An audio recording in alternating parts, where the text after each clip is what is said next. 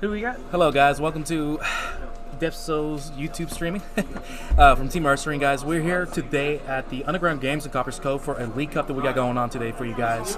And we're very excited to bring this to you guys. And before we get started here, this is going to be round one. We do have our juniors up first, so they can knock it out of the way.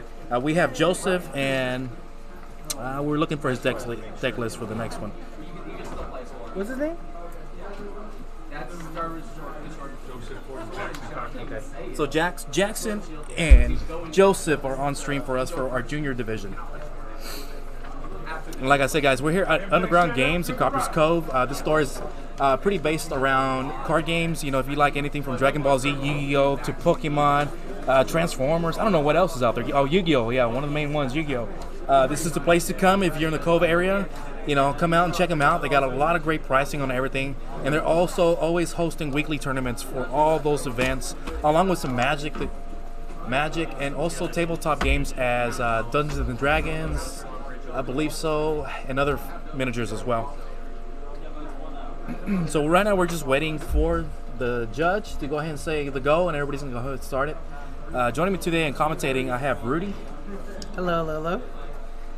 Yesterday we were at not Undergrounds, Game Closet. Yeah, we were at Game Closet in Waco, so now we're over here in Copperas Cove streaming for you guys. That way you can get some enjoyment out of these streams, especially when it comes to our juniors and seniors. You know, they get to show off to their friends that they were on YouTube and whatnot. And also a quick announcement from our team, from Team Ursaring. We are going to be having another circuit series on March 7th, which will be trading card game Pokemon Standard. And it will be the new set. What is the new set? Sword and Shield. Yes. Sword and Shield Legal. Along with the circuit series that we do is a $400 cash payout for first prize, and of course it's a League Cup going along with it, so you will receive points as well. First place gets that $400 cash, and then juniors and seniors we give out prize support as in packs, merchandise for them, since they cannot receive cash money since they're not old enough for that. Yeah. And also on the Masters part, they'll second through fourth will get packs too, so they won't just go home with nothing from getting top four. Okay. So like a regular cup. Get packs. Okay. So first place guarantees cash payout along with some packs, or no packs for first place, just cash payout. Yeah, just cash payout. Okay, so cash payout, the $400, and then the rest would be just packs. And then with that, it's a Battle of the Banner tournament.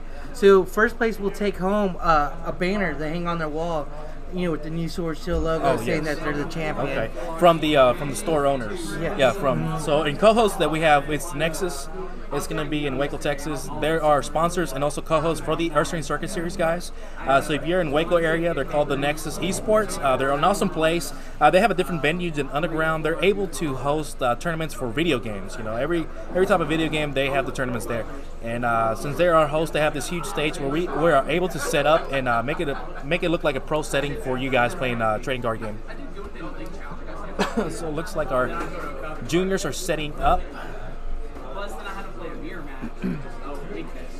We got Joseph on the left. And both juniors are very new to the game, too. So they're just learning to play. So it's going to be interesting. Yeah, and I went up to them and asked them if they wanted to be on stream. And both of them said, yeah. Usually we have juniors that are not willing to and are kind of shy. But I'm excited to see both of them on here, not shy at all, to be able to get on stream and just play it out. This is the whole point of this game, to be able to play and have fun. And if you win, you win. If you don't, it's okay, because you end up learning how to play the game. Yeah. I mean, we got one kid playing Ryan Reynolds versus, Blount. Oh, Ryan Reynolds. Okay, so we got some Deadpool action up in here. These are cards we'll probably have to look up because we don't know what they do. Oh, look at that. Lily first turn. Oh, did he draw enough on the Lily? Oh, he's counting. Okay, there we go.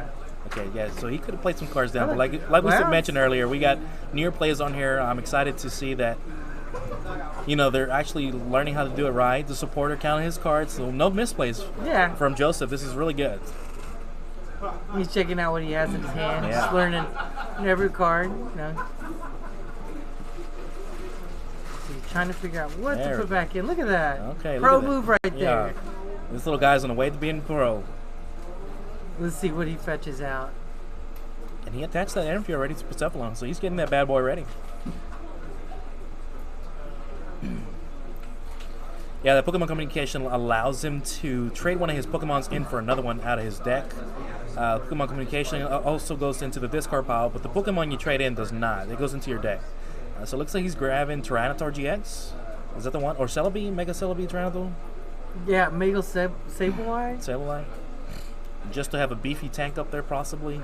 I do not think he has the energies for that card, though. No, he's running Fire, Lightning, and Yeah. Recycle. Okay. I think he's just going to keep it up there for tank purposes. So I'll pass on over to Jackson. Cynthia. Cynthia, all right. Shuffle hand back 6. What isn't he active on his? Is that the Percephalon? Yeah, the new, Okay, Besethlon. It's got a different artwork. Oh, It's the promo It's release. the promo release, okay. Pre-release. Pre-release one. Which is a really fun card because I think once you're behind, you get to spread either 10 or 20 damage counters.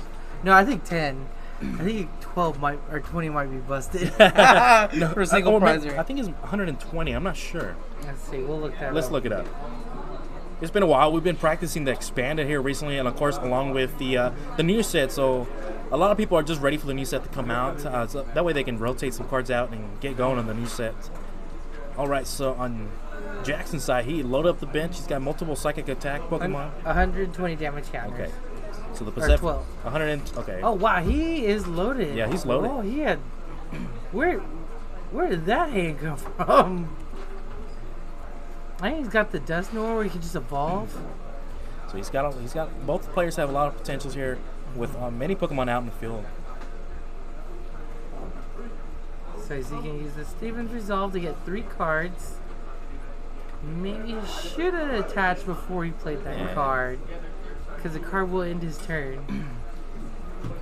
I think he didn't want to waste that electric, possibly on that Pikachu just yet. He had Fire Crystal. Oh, he had Fire Crystal? Yeah. Yeah, so did not see the first one he grabbed. But this will end his turn after that. Oh, okay. It looks like a Reshiram or Charizard or some form of Pokemon. I think he's playing the Reshiram promo, which keeps it illegal from Shining Legends. Oh, that's right. All right, so on to Jackson's side. Manual attachment there, and he's going to be able to spread some damage right now. It's not going to be a tremendous amount, but it's going to get going right here with some damage counters as he pleases, right? I think he gets to choose where he wants to put them. Yes. So I could see him maybe trying to hit that mega or that tag team with the Mega Sableye and start chipping it away at it. Oh no, he went to the active. All right. So he's going to take these easy knockouts right here because he can spread the damage around. So he might be setting up a multiple knockout here with Pikachus or something else, taking those little prizes for multiple knockouts instead of taking forever to get the big knockouts. So on to Jackson or Joseph's side. So we gotta look up what Detective Pikachu does. Yeah. So I quite don't know what that card does. yeah, we haven't seen a whole lot of play of it. He's playing the 190. So for 1 energy, it does heal 30 to his Pokemon, which is coffee break because Ryan Reynolds likes a lot of coffee. And then 2 energies, he can do Quirk Punch for 20. Okay, so that's what happened. Joseph ended up healing back to Jackson's side. Jackson he attached the water energy and swinged into again to the Detective Pikachu right there. So now it's back to Joseph's side here. So now that it can heal, now we know he might just keep healing until he gets set up on Joseph's side. You know, that way he prevents those knockouts for Jackson there. Now, if I was Joseph, is it Joseph? Yeah. Yeah. I would play that Fire Crystal and start loading up. I would start attaching Fire Crystals to Mega Tyranitar because, obviously it's hard to knock out. And so, Besethlon GX can just remove all the energies for attack on that. Oh, he's going to go Burst and Burn? Yeah, Burst and Burn for Burn and Confuse. That could. And we got 2 types of Pacificlons up here, Fire type and Psychic type. So it looks like he did not do the first attack. No, he just passed, it looks like. Okay, so on to Jackson. He's manual attachment over there. There's no need to put another energy on the active Pacificlon. Yeah, it looks like he's gonna snipe it. Yeah, he's gonna snipe it off the bench. Possibly, right? Because they had 5. How much HP did that? 70, I believe? Yeah. Yeah, so 2 damage, and then he gets to spread There we go. So Jackson ends up taking up the first 90. prize of the game. 90. Yeah. Wow, that's a beefy Pikachu. Let's get real. That Pikachu was really chubby. So it's got a lot of stamina, right? Yeah. All that coffee got him Yeah. chubby. We put the agile one now with the nuzzle. Yeah. Let's see. Okay, so Joseph's got a secret rare fire crystal there. Huh? That's what I'm saying. He had it since Wow. like turn 2 That's a or fancy. turn 1. I was That's like, a very fancy card. I would play the fire crystal and start loading up the Mega Sableye and Tyranitar because it's gonna be harder to knock out with these single prizers. I think it's at like 280 HP. Yeah, it's got a lot. And of then use Blacephalon to remove the energies off the Tyranitar, and then take 50 damage for every Yeah, that's energy. right. Bugcatcher, I believe. Allows him to draw a few more cards. And he's sitting on the fire energy. I would do very bursting burn because the odds of just getting heads is like 50-50 Yeah, it's ratio. 50-50, so it Sorry, just gives him that much Yeah. chances. Let him put damage on his own self. Okay, so it looks like a Tate Lysa from Jackson right I'm here. using the second effect on that card. Yeah, it looks like he needed some fresh cards in his hand at the moment. Definitely should have burst burn though. There's plenty of times you can win just a tournament with the confusion.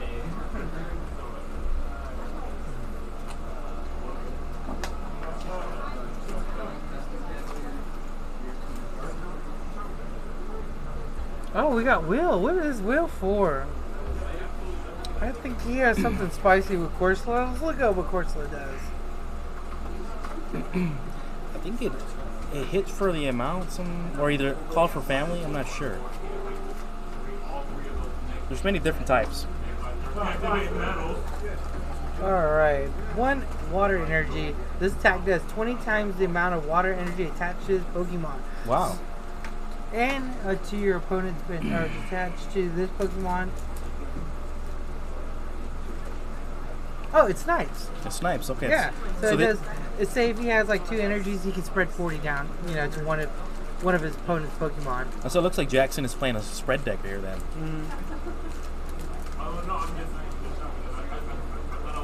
A lot of things about juniors too. They're very scared to discard a card to get the effect from a card. Yeah, that's right. I think that's why that fire crystal is not being played.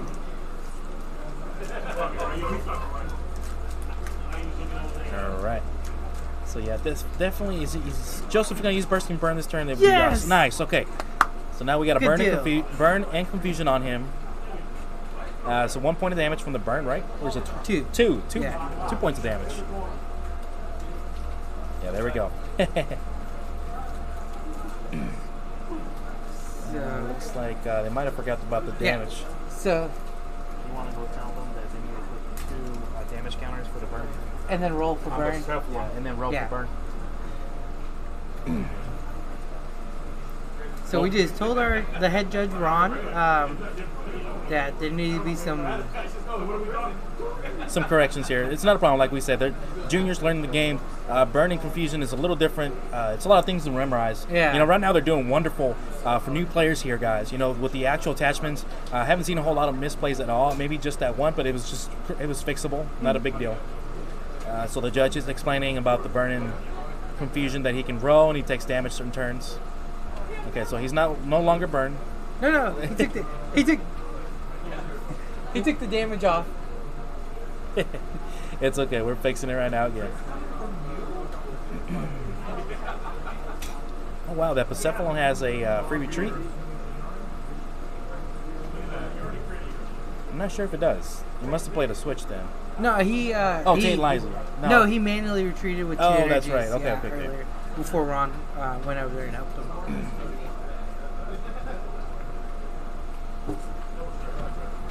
Okay, so passing it on over to Joseph. Joseph has the upper hand right now with multiple GXs down that are just beefy. With Blacephalon, he can easily take knockouts as soon as he starts placing those energies. Oh man, so Rush Ram, doesn't it have a GX ability that you can accelerate energy to yourself if you have fires in the discard? It works off the prizes. So if you GX and you flip 1 prize over, if it's energy, you get to attach it. So that's the Oswald Ursaring. Oh, you talking about restaurant? Yeah. Oh, I'm not sure. I think it has an attack. I am not sure about restaurant.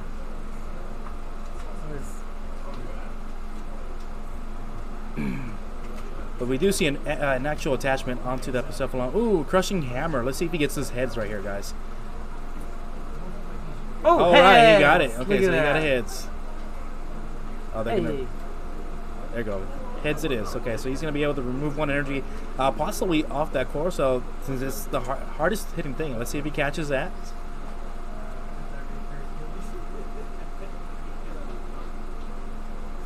Looks like he's deciding, or Jackson is asking him which one he wants to discard the energy. There we go. He picked the correct one with the water right there.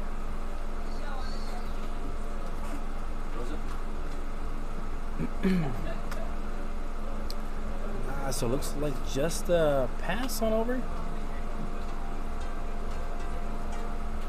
Yeah, so Ursaring GX will search your deck for 2 basic fire energies and attach them to Ursaring itself for 1 energy. Oh, wow.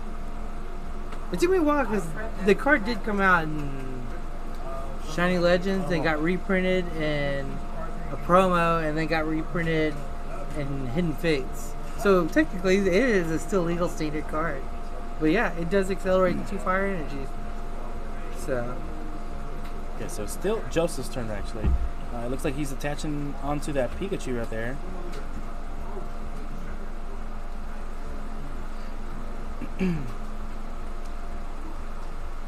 With no more fire energies, I think that's what's slowing Joseph down to be able to use Persephone's full potential here to get these continuous knockouts.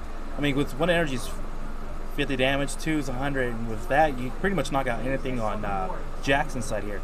So it looks like we are going to play another Tate and Liza from Jackson over here. To reshuffle and get some New York cards in his hand. What could he possibly want? He probably wants to evolve the Skull. Duskull? Yeah, Duskull, and I think it goes to Dust. So many Pokemon. Yeah.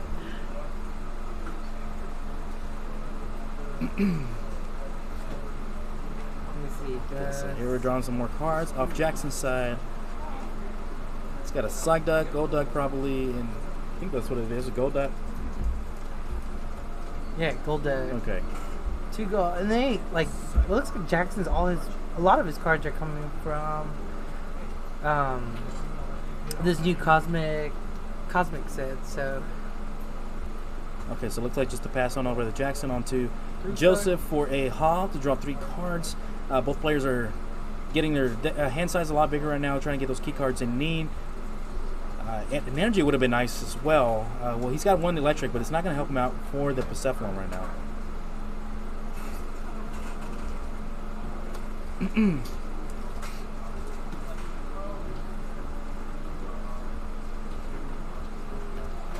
let's see what we're going to do here. So do we have burst burned him. Burst and burn again, okay. He gets to roll to see if he's burned.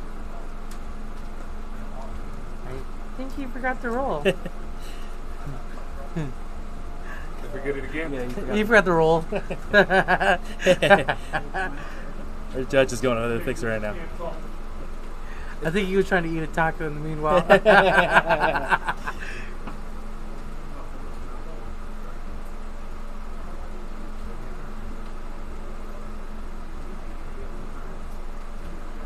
And it's okay, you know, that's why we have patience for these our little ones here. They're still learning, and we want them to learn. Burn? There we go. Remove burn. We want them to learn the right way, and you know, by the judge going over there and telling them that that's the best way to do it.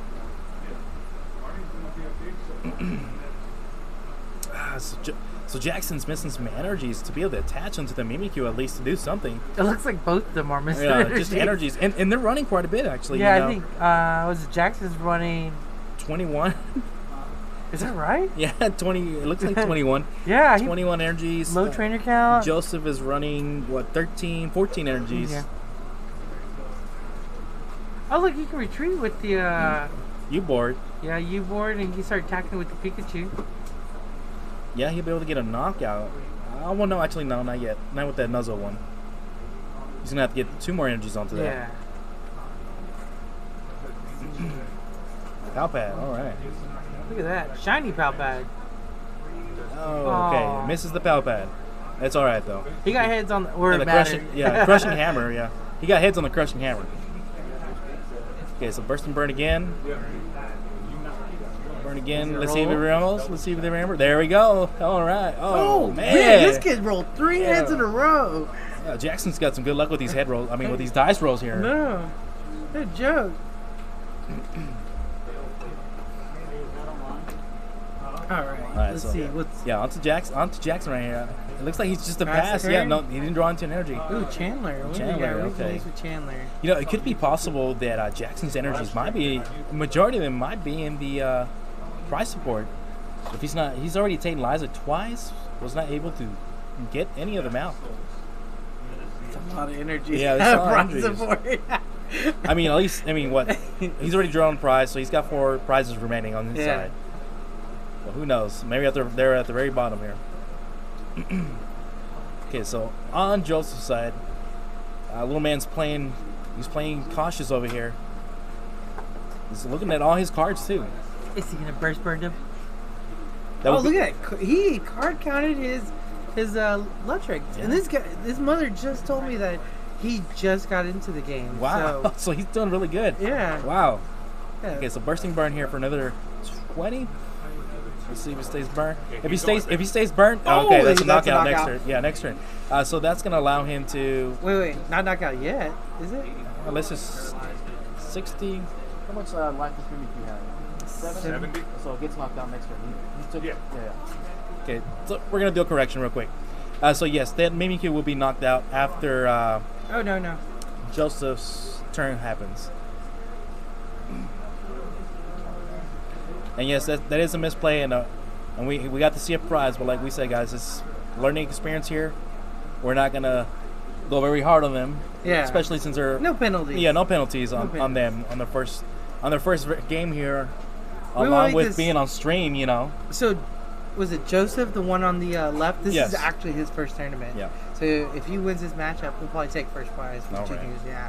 So going home first prize. It's a lot of confidence booster and motivation. Get that Blastoise Piplup play mat. Exactly, along with some booster packs as well. Yeah. Oh yeah. This place pours out the booster packs. Yeah. Oh look at this. Oh, Sightseer. Look at that, and he's discarding.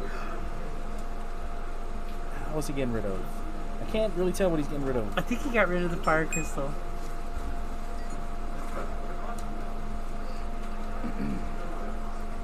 Let's see, what do we know?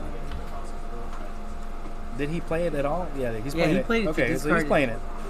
So he got rid of weakness, so it helps out in case Corsola or Wishy-Washy comes to attack. Oh, that's a great play right there. Yeah, absolutely. Weakness guard energy right here. It takes away the weakness from the Persephone. Because, that Corso could take one shot on that Persephone. As soon as it gets his energies required onto it. They would need... 4 or 5? Yeah, 5. Yeah, 5, yeah. This is 190.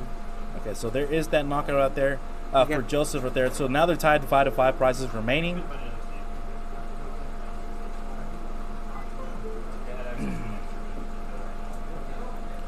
All right, so on to Jackson. Oh, no, he kept the fire crystal. Yeah? Oh, he kept it? Okay. Yeah. So on to Jackson So here. he used Sightseer just to lower his hand size down. Oh, that's right. Okay.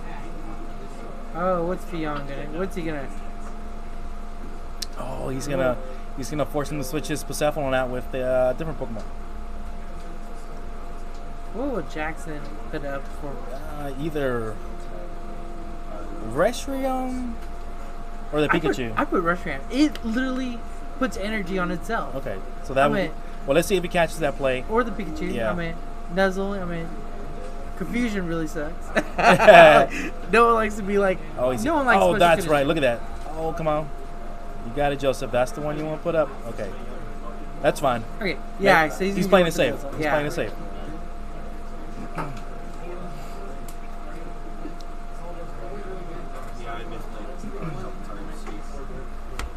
Oh, thank you.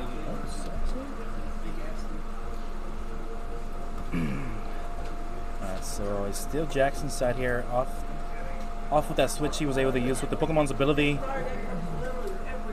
It looks like we are spreading some damage here. Is it going to be enough for a knockout? Yes, it is. Yeah. Okay. So it was enough for knockout. Jackson's down to 4 prizes remaining.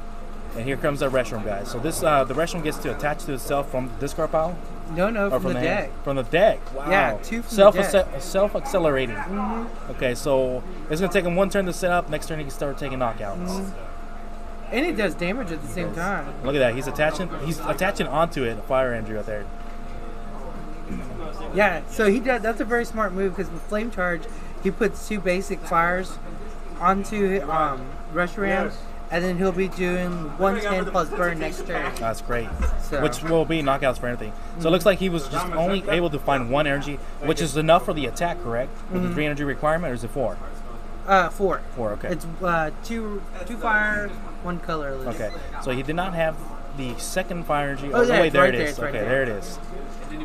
And it's no discarding. It's just 110 burn. 1 turn. All right, so there it is. This is going to be great for Joseph's side right here with this restroom on the active. Definitely going to be able to take knockouts back to back. Maybe not on that Wishy-Washy. I believe Wishy-Washy has quite a bit of life, correct? The near Wishy-Washy, I can't tell what the alternate art that it has. I believe it was at 170 for a basic. Okay, so onto Jackson's side. Jackson's going to want to get some spread damage going, along with some energies onto the carousel to hit for that water weakness on that restroom.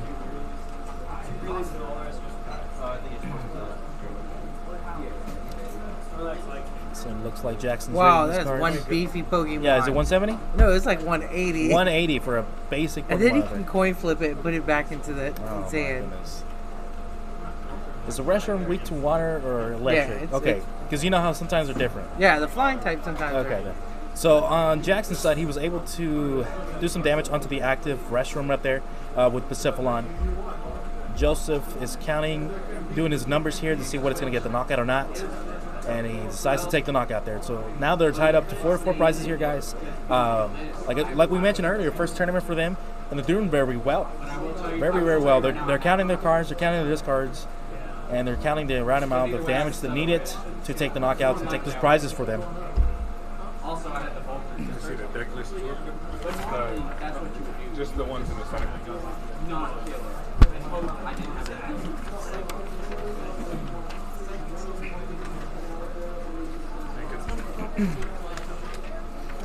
All right, so on to Jackson's side, he is reading his cards right here. What is that? The Nina? I'm not Rosa. sure. Rosa. Oh, Rosa's Yeah. great. It's going to allow him to get some cards out right now. Pokemon and energy out. I think it's 3 cards, isn't it? Pokemon Energy Item? Oh yeah, that's right. Yeah, right? Item, yeah. A very not cheap card either. Yeah, not cheap. I was only able to pull 1 out of my whole boat. Yeah. I couldn't believe it. I thought I had multiple ones, but no. So he's going to use it. He played it. All right. Let's see what he fishes out of here. What Pokemon will he get? Does he have a GX in the deck to be able to use against Joseph here?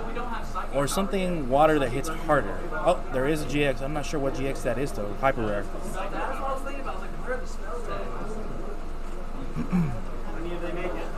I think he does have to show him though. Yeah, I believe he does. If it's at 3 cards, whatever you want it, you don't have Yeah. to. But if it's specific cards, you do have to show Like them. Steven's Resolve, you wouldn't have to. We're gonna make Ron work right now. Reverse Galarian Zigzag Boom. Ron's gonna get his steps in his Fitbit. Everybody's on die with this new, with the hot weather coming around. Huh? All right. Hey, with Rosa, he's got to show the cards to his opponent.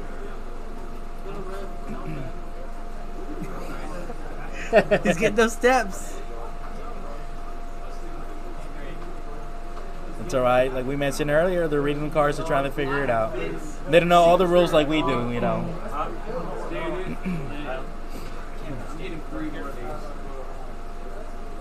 And then for them to keep their cool while they're on stream, you know, with the judge Yeah. queue coming over there.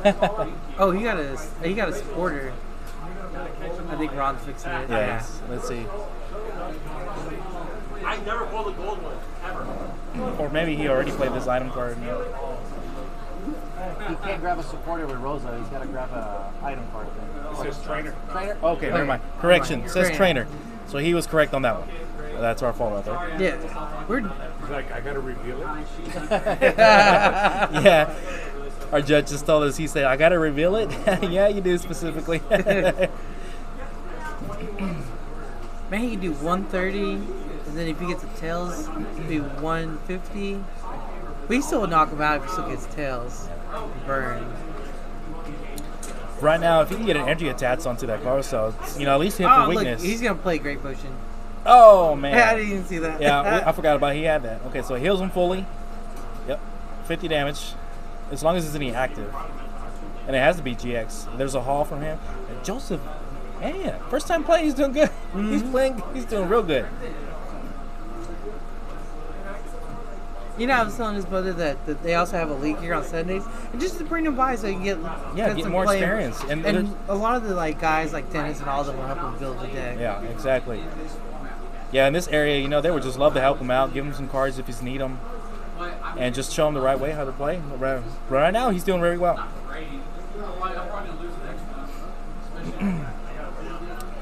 Okay, so was not able to knock it out, but did hit it pretty hard for that wishy-washy to have all that life. But on Jax's turn, I think he has to flip.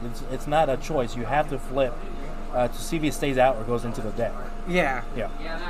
So he's at 120. It's 110. Should be 130. Yeah. So we'll count at 130. So it's at 140 right now. No, it's at 130 because it does 110 plus burn as 130. And then. So we'll keep it count here so we don't disturb him too much.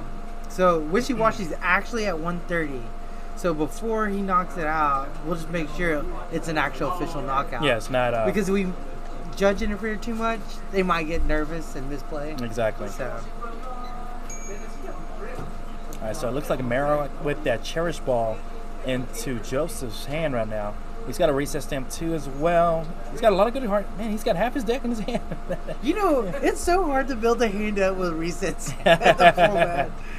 Because you see, when N was a format, you're like, they play your, the supporter. You're like, oh, my hand's protected. Now you got an item. Yeah. Oh, wow. So.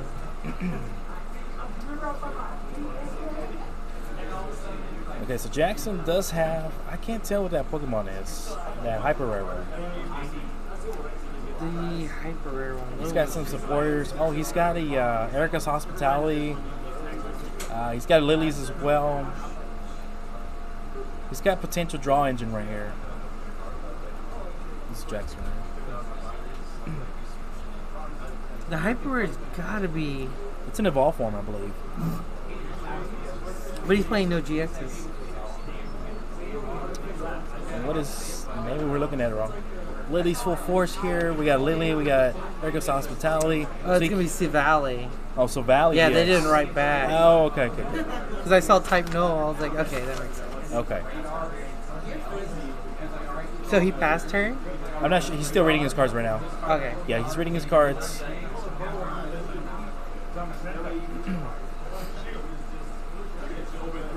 Yeah, he's reading his cards to see what he can do. He's got a pretty big hand, so he can't Lily. He can't Erica. No, he can't Erica's Hospitality either. He's gonna play some cards down. Yeah. And Lily's full force is what allows him to draw 4, I believe. I'm not 100% sure on that one. We don't get to see much play of it either.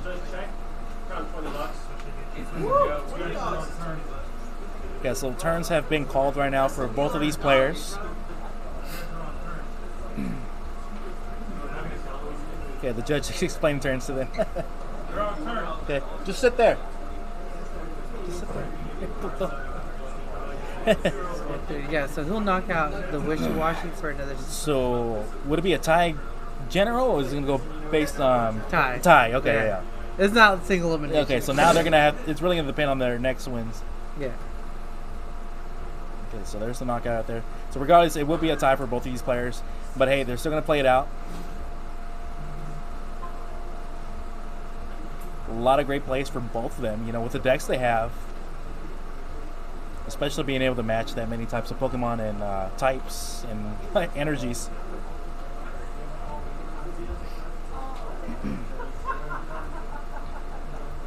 Alright, yeah, it's got a lot of supporters now. He wanted that off the beginning, not later on in the game now. So draws into Joseph's turn. This is what, turn 2 right here? Yes. Or it'd be turn 1. Turn 1, no, yes. No, Jackson was turn 1. This is turn 2. Okay, so it'll be... Yeah, because Joseph was turn 0 when time was called, right? Mm-hmm. Okay. Yeah, so there's another knockout. So if the game had a few more minutes, I think Joseph would have ended up winning with this one, with the restaurant being the active and being able to take knockouts every turn. So with that Corso hitting for 20, I believe just for 1 energy is going to be hit 20, for 40, yeah. Yeah, 40 for weakness. No, I guess since it's spreading, it wouldn't do it. If he hits the bench, he wouldn't hit for weakness. Oh, that's right.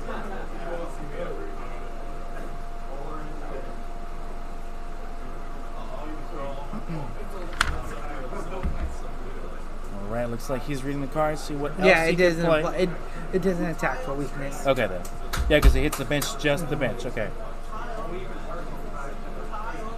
All right. Okay, so that was game. that So was it game ended up a there. tie. Okay. Okay. Awesome. So that was wonderful plays both from Jackson and Joseph here, guys. First time on stream, first time playing in a tournament setting, and I think Joseph's first time playing in general. So both players did phenomenal. Being able to play their decks that they had, they made their own decks. So it's really cool to see kids make their own decks with their own ideas and bring them to these kind of tournaments, and and have the courage to get on stream and be able to do it. All right, guys. I bet they're gonna have a good time today. Yeah, they're going to have a great time, especially with the prize support handed out later. All right, guys, so that was round 1. It was a tie for both players right here. And we'll be back for round 2 shortly, guys. Underneath the 2 names.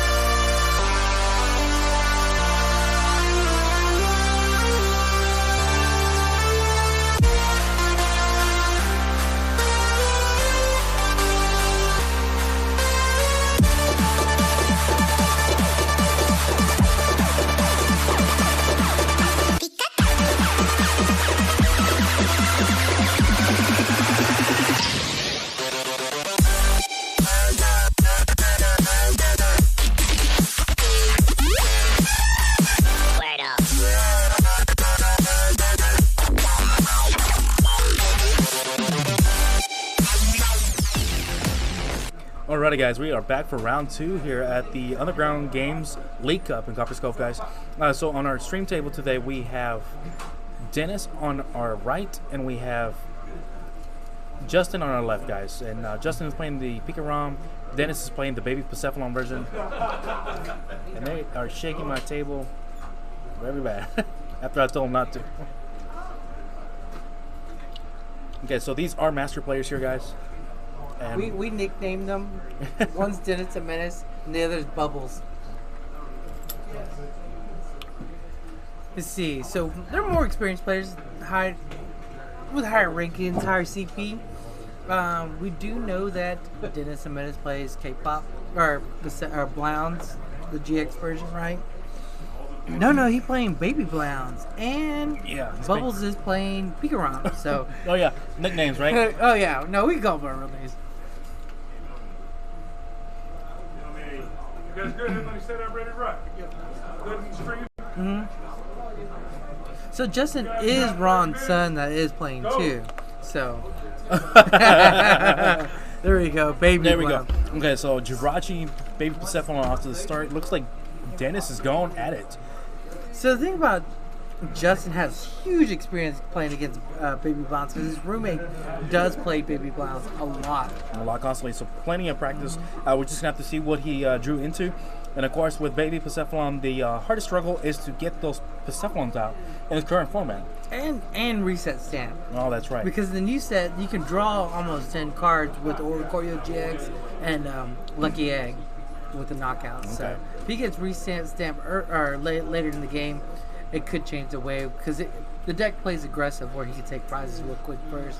But we'll see because Blounds can win in 2 turns. Exactly, with the potential that it has with, Fiery Flint, like we're seeing right now, and just being able to weld there and draw into more cards. It's got a lot of potential with the single prize attacker Pokemon. And guys, we do want to apologize for the camera shaking. It's actually placed on top of the table since there was not enough room. So we do apologize for that. The players are trying not to shake it as much. But when you're in Masters, you jitter a lot and you want to get the card shuffled and everything. So Dennis is playing the greens version. So instead of playing 4 supporters, he'll be playing 8 supporters in this matchup. Okay. So is the greens version? I can't remember if the greens is better because you're technically getting the key cards that you need. It depends who the player is. Okay. The play style. Some players do prefer the Jirachi engine. This is playing the greens versions to put dolls up there to stall up to get a bigger hand. Oh, that's right. So Yeah, we'll so see if what, those 4 dolls greens, pop 4 out. welders, that's about it. After this round, do you want to eliminate that one table and put that on the floor?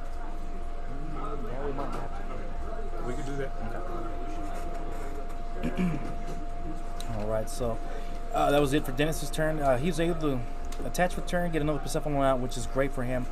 Here we go on Justin's side. So Zapdos Electro Power would knock out the one attached energy to the Blounds. On this turn as well. And it's, very easily can be done on this. With that Jirachi still not, Stellar Wish to get a skateboard.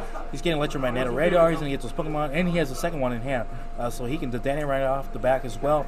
Then there's the first Dedenne. Yeah. So he's definitely going to be able to set up this turn very, very well. And I knew Justin wants me to say, wow, his cards are very pretty because they're all full arts. And, he's going to watch this video later, so kudos. Kudos. Good for you. All right, so it looks like the Pikarom, the Dedenne. I'm really digging Baby Blounds for next set, Oh, too. next set is really good. God, You got that's energy something. retrieval. You got all kinds of goodies. All kinds of goodies. Especially with Quick Ball coming out in the format, it's going to help tremendously. Lucky Egg coming back that's in right. format. It took me a while to find my old ones. So, Justin attached to the Pikarom instead of the Zapdos. Maybe he was just playing it safe just in case he does not get an Electro Power off the Dead Change. He can use that the effect for just as... There we go. Okay, so he's going to see what he's got in his deck with Ultra Space.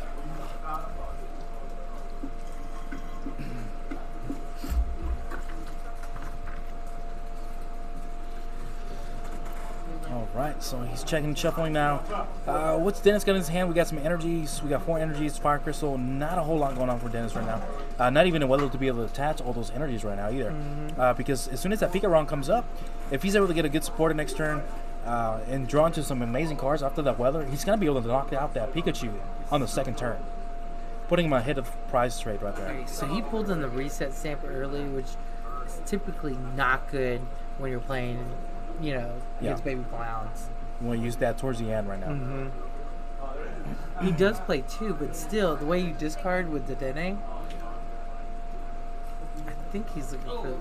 So it's still a wish right now in hopes.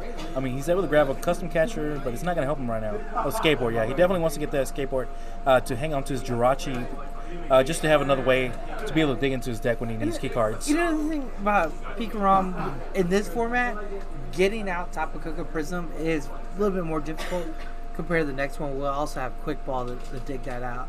So Hugh's gonna have to like dig hard to get Tapu Koko out. Yeah, and that's why in the format coming out, Pikarom's actually pretty good. Really good. Okay, so Justin, Cynthia, Caitlin. So he's gonna draw 3 and put 1 in. And then grab a supporter from the deck, right? Or from the discard pile. I don't think he had his. Yeah, he didn't have a supporter, that's right. So pops up the second Stellar Wish, pops it off. Let's see, switch, custom catcher, energy. So possibly a switch. No, he's opting the grab for the custom catcher. Just in case some spice comes out of Dennis's side. He's already got 1 in hand as well.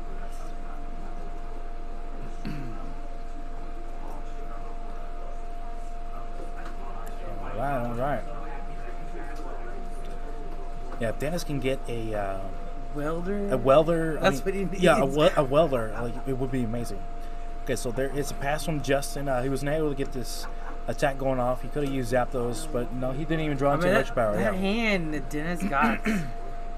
That's like those hands you get when you're playing PTCG online. It's like you do not want to see just concede, but at a tournament you can't really do that. You want to, and he's only losing a prize, so it's, a future. He can afford a few turns. So he is playing Cortana just because, not because of the attack, because it has free retreat. So it helps him set up, the welder and get things going on the bench too. So. Yeah, and that way it's a card that he doesn't mind losing. Those baby Persephonons he definitely wants to keep. So what was his top deck? I did not get to see his top deck. I think it was Cortana because he had... No, he just Ultra Space for the Cortana. Okay. So it looks like a second Fire Crystal. Okay, that was a good play. That was a good play. Yeah, awesome play. He definitely wants to have that energy onto the Persephonon there, just in case the active one gets knocked out this turn. And now he knows where one of his Welders is, just in case he gets a knockout on his next turn right here. I definitely wanted to see that Welder in his hand this turn. It would have been awesome to have that Welder. So on to Justin's side. Stellar Rush off the back into a Power Play and Caitlin Cynthia and a switch.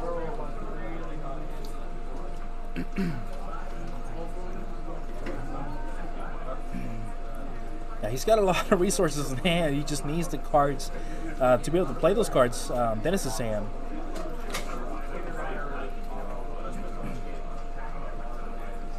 So he sees the Tapu Koko in there. So there's the Malolana just in case. I don't know. Persephonon can one-shot pretty much anything, given the right cards. Maybe just for the switch effect. Yeah, it doesn't do a lot of chip damage. It just blows up things. Is Dennis playing Beast Rings? That's gonna be another. No, I don't see Beast Rings. Okay. Oh yeah, he's playing 2 Beast Rings right off the top. So that's gonna be good, just in case he gets in the Beast Ring turn right there, and he's able to draw into them.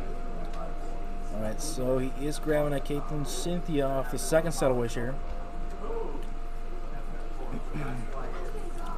He's got energy attachment for turn, but he still does not have enough to attack for this turn, unless he really wants to Electromagnetic Radar, whale those cards again. It's so harsh to get the Dedenne out with the late call because it only gets GX, right? Yeah, it wouldn't get him to Electric GXs. Yeah.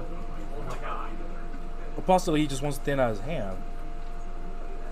Oh yeah, okay. Or thin out his deck too, yeah. I mean, he could have used Tack Call too.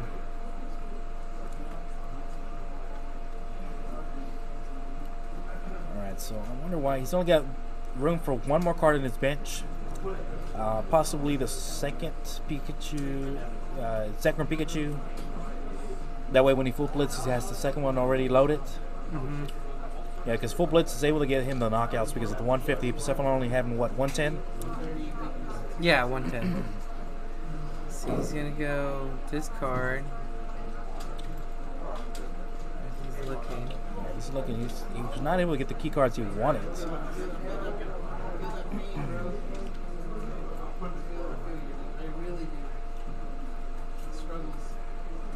Oh, that's playing only one of that, you know, Yeah. and then So he's opting to get back the Malolana, draw into 3 more cards, throw away that Zero Aura with that Caitlyn and Cynthia.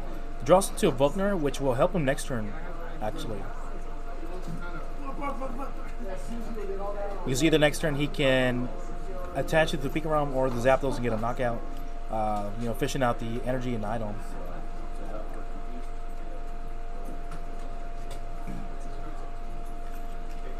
So I think he's gonna go electric power. Yeah, there we go. I'll send the electric power. does he have the electric power in hand? No, he didn't. No, he did not. 80. He's just swinging into it. Okay. So he's gonna force Dennis to, you know, get 2 energies, you know, or either force him out. Okay, He's so got a doll up. he's got a doll. He's definitely gonna use Ultra Space to get another Persephone out. Having the doll out is actually really good because it is gonna help him stall out even more. So that way he can get set up. So we did see some Weathers and Green's Exploration in there as well. That is his last Persephone in the deck. And that means the last one is prized. Both players have not taken a prize at the moment either. I mean, they're both, right now, they're both kind of 50-50. Mm-hmm. Because Does Dennis play any like, was it? Poke Gears? Yes. Yeah, he's playing, He's playing played 4. 4 of. I think he's just getting into bad hands. Yeah, and he's just shuffling to get, you know, get out of these bad hands right now. And the scary part is, you know, with Pikachu, you get those 6 energies on there, he's going to be able to full Tag Bolt and take out those, you know, 2 key cards that he needs. And you know, having such a big hand like that too, I mean, you could just do some big damage too. Okay, so another attack from the Persephone. Flips over another card. So he just needs to take a prize somehow and get that Weather going. One more manual attachment on the bench one allows him to get a knockout next turn.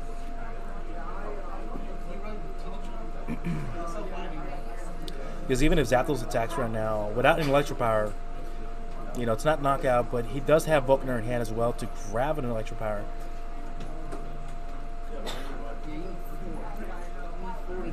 Looks like he's eyeing it.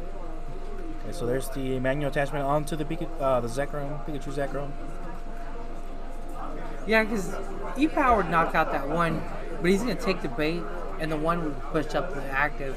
But he doesn't have custom catchers to take out that one. Oh wow! Okay, so we're switching here. So he does not. So he doesn't have to use an E-Power now. Yeah, he doesn't want to lose that either. He wants to get the full blitz going off this turn. With an energy switch or stadium, you know, it's very possible, especially with the skateboard on that Jirachi.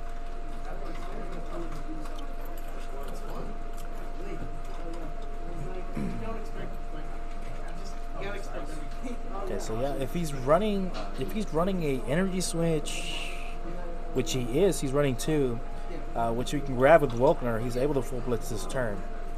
With second Pikachu Zekrom in his hand, he's able to full blitz onto that one, just in case the Zekrom is knocked out. So it looks, oh wow, he's grabbing the Pokemon Communication. Oh, because he wants that Coco out bad. He wants the Coco out. Okay, no. Oh. I don't know. Does he have electric energies in the discard pile? I think off the beginning he did, right? Yeah, The first with the electric the energy. radar. Okay. He discarded the 2 energies.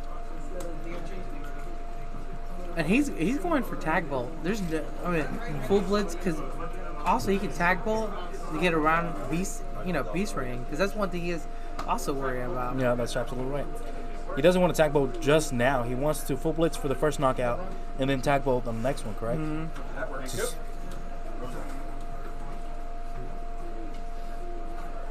And I think Justin plays E-Switch. Yeah, he plays two E-Switch still, which a lot of new pick-around players do not do that. He's going for the loaded one on the bench. Okay, so, yeah, that's definitely going to hurt Dennis right there. So we are going to see the full blitz here. Is he going to place down the second Pikachu Zekrom to load onto it? Or do you think he's just going to attach, he's going to go all in with the active one? Yeah, he's going all in. He's going... That's risky right there, though. Yeah. It's extremely risky.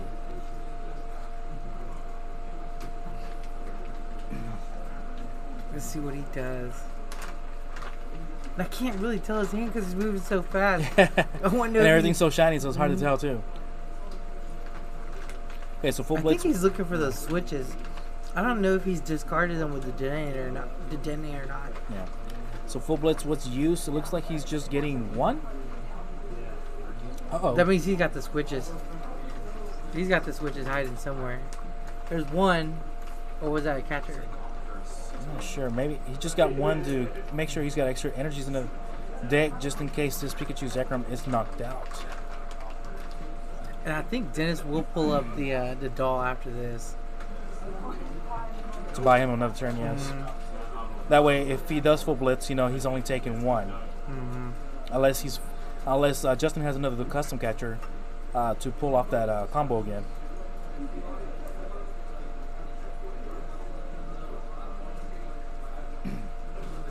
Like he's trying to make sure he doesn't dead draw on the next one. Man. I didn't even get to see what he drew this turn. Let's see what from there. He blew the GX.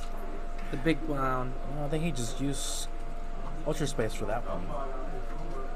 Now, he does not want to play the Browns, the big one, the GX down right now at the moment. Oh yeah, he can get around that if he had to. Yeah. So there is the Pokédoll up. It looks like we're just gonna have a pass. I think having the second Persephone down would have been better. He's gonna go after E-Switch with Volkner attached. Tag call.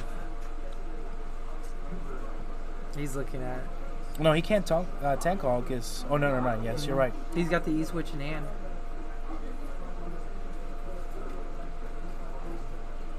I think he has two energies in hand too. He's got one custom. So he's looking for custom catcher. Custom catcher. Yeah. Yeah, custom catcher. He's gonna go after Blounds and Cortana this turn. And that would put Dennis at what, Beast Ring turn for one? For one. One turn. And that's if he gets out of this brick hand right here. I know. Sometimes it'd be that way. Yeah. Like, yeah, it'd be that way, like Ken says. You can be as good as you can be, and it just, you can practice for a week solid and show up, and your Pokemon want to hide. Yeah. Every trainer wants to hide. They don't want to come out and play. All right, so the energy, there it is. Putting E-Switch. Yeah, one E-Switch is required here for the full blitz. He's got the combo for the custom catchers going on in his hand. There it is. And this is like, literally this is Justin practicing against his roommate. So Blake help him prepare for this match. Yeah, it's extremely. Yeah. So there is the 6 energy requirement for the tag ball for the double knockout here, guys, which will put Dennis in a Beast Ring turn as long as he can grab something good. Yeah. Yes. And it's heat factor. Oh no, okay. he has the one Blound. Yeah, there it is. He did not put that. Yeah. And he just drew into heat factor, which is going to allow him to fish out, some extra cards. Welder. So yeah, he definitely wants to thin out his deck. Where are those cards? I didn't see them. That was so fast. Yeah. Yeah, so we're hoping for a crazy top 3 cards off this heat factory here. And he's got plenty of fire crystals as well. He's got the resources to get this knockout and tie the game up. No, if he knocks out this Pikarom, it's going to be not good news for Justin. Yeah. There's 6 energies on there. 6 energies. Yeah, it's not going to be good news. I think Justin has 1 energy in hand. I'm in. Beast Ring Welder. Oh, my God. Oh, wow. There it is. There it is. So he's going to draw into more cards. He's got the Welder. He's got the Beast Ring. A lot of cards being able to use right here, guys. The question is, does he use Beast Ring, Welder? What's he want to do? He needs to keep some energies as well. I definitely Welder. Fire Crystal. He's going to do some math right now. Or I meant Beast Ring. Yeah, Beast Ring onto... Because you only have one turn to do this Beast Ring on.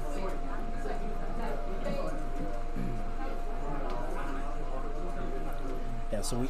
That's knockout. That's 250 right there. Yeah, so Beast Ring Oh, on... no, yeah. Yeah. He needs a Beast Ring to get the knockout. Yeah. Because if he uses Welder, that's going to put him at 150. So he needs Beast Ring for 2 and then attach for 1, unless he's hoping for a crazy good Welder again. I thought he had more energy than the discard pile for his second Fire Crystal. He has a Fire Crystal right there in his hand, at the end of his hand. Because right now he's got enough, but if he attaches from there he hand, goes. He Beast Rings. Yeah. Now he can also just Beast Ring, attach, and then I think that might be 200 if he can. But he has another Fire Crystal. The thing is, does he have another energy in the discard pile here? So that Heat Factory was amazing. He hit the cards that he needed to help him stay in this game a little bit longer. Hopefully he gets this knockout here. It's looking like he possibly will. Yeah, he's got the extra energy in the discard pile, so he is going to be able to get this knockout this turn. So with the energy attachment, oh, he's going for Oh, because now he's trying to draw out the energy. Okay, since he's got the Fire Crystal in hand. Yeah. Oh, Beast Ring again. Recess stamp. Oh. You know, and this is all Dennis was waiting for that crazy explosion turn right there. That's how Blounds works. And so he could Beast Ring onto the Persephone GX, correct? Yeah, he would, but honestly, like, if he knew that Justin didn't have the energy in deck, I mean, just knock out Pikarom, the game, literally he just starts chipping after that. Yeah. I mean, because if he does Beast Ring onto that Persephone, after Dennis takes this knockout, you know, he's got those energies on the board. Yeah. He could use Persephone GX to take out anything else. Yeah, there's knockout right there. Yeah. So it's going to Put set that it to the back in bottom. deck. Yeah, you can see Justin sweating right now.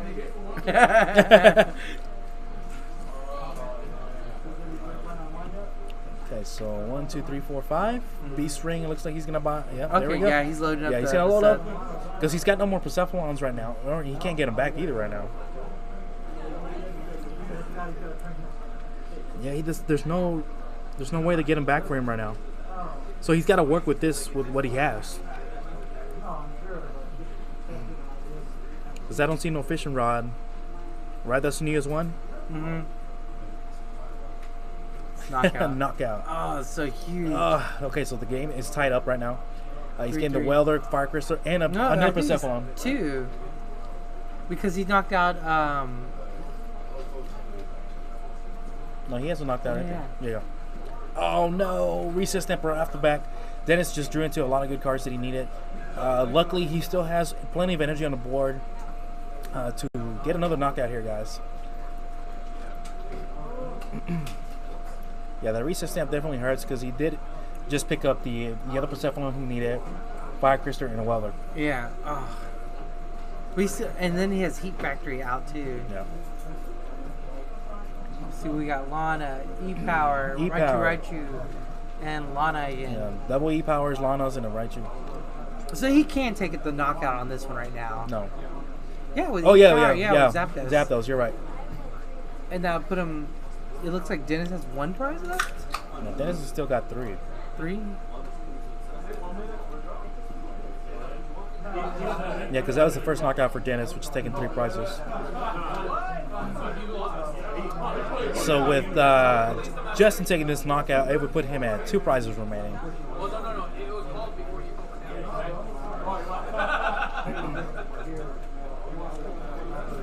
Yeah, what a crazy turn of events, you know, with the Heat Factor, just hitting those key cards that he needed to be able to draw into. The deck is gas. Yeah, it is. Absolutely. when it does the thing, it's gas.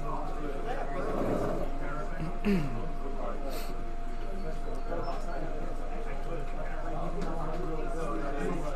we go. Let's see. Looks like he's putting his money onto that Raichu as well. Okay, you got the switch. Yeah, he's got a switch, which he's gonna have to use it to take this knockout here. Because him taking out that baby Persephone, you know, that's 150 damage off the board just in case he comes with the GX.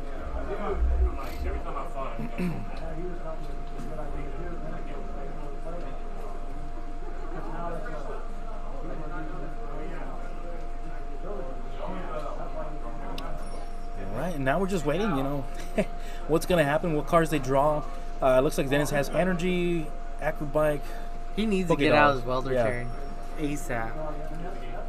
Not welder, well, no, because Dennis plays only 2 beast rings. He did use both. Yeah, he used both, so there's no more beast rings. But Justin doesn't know that. Yeah. Okay, so passes it on over.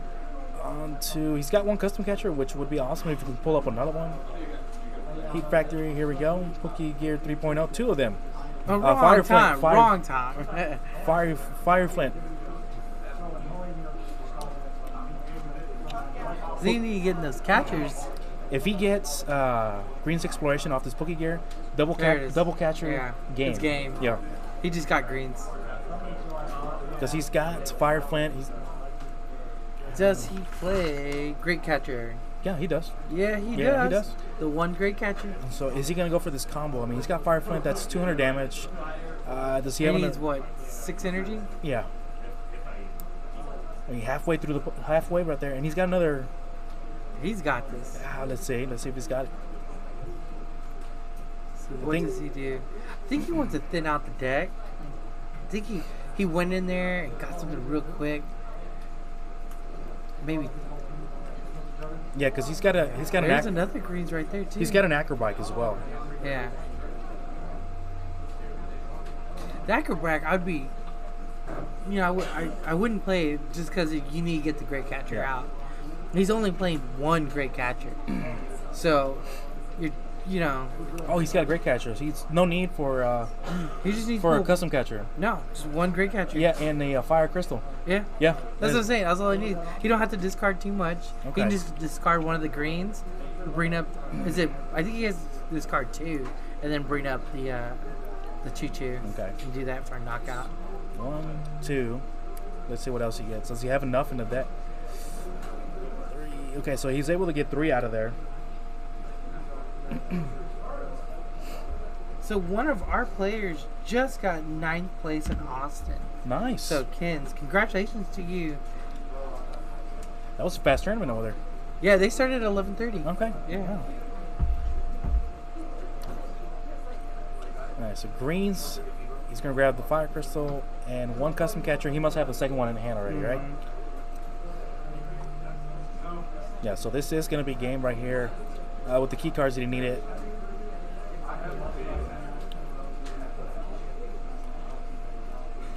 So there's the first Fire Crystal, which will put him at 7 energies total, which is enough. Well, actually, no, 6 total. Just enough. Yeah, just enough energies for a clean knockout here. So here it is, guys. Double custom catcher for the right shoe. And there it is. Look at that. Make it rain. The fire energies. Did you see what he did? Oh, Dennis. Man. I should have said it. Oh, disqualified too. I told him by Justin. That was a joke. That's throwing salt on him. Poor him. Poor Justin. Look at him. All right, guys. So turn. But he did make it rain. That was hilarious. Oh. That was a crazy turn of events there, guys. Yes. You know, all Dennis had to do is just hold off. Yeah, 1 good turn. Yeah, 1 Heat Factory. Oh my God. 1 good turn to make Baby Persephone good. And this is why I think it's going to be even better in this current format coming up. Yeah. Yeah. Oh God. So Dennis ended up taking that round, guys, of round 2. So very, very good for both players to be able to set up and give us a great show here, guys. So we'll be back for round 3 here shortly, guys.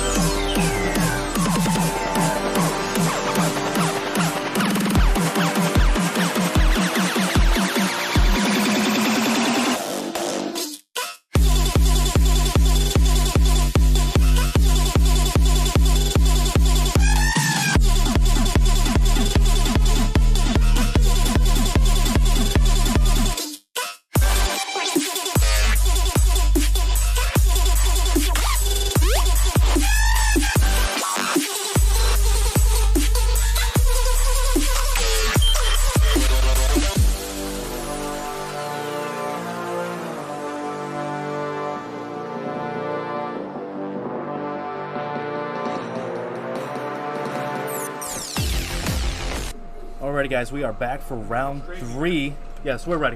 We're back for round 3. We got Butters on here on your left, and we got Chad on our right here, guys. We call him Butters because that's what he likes to go on his nickname. He's a guy from Wishy Washy.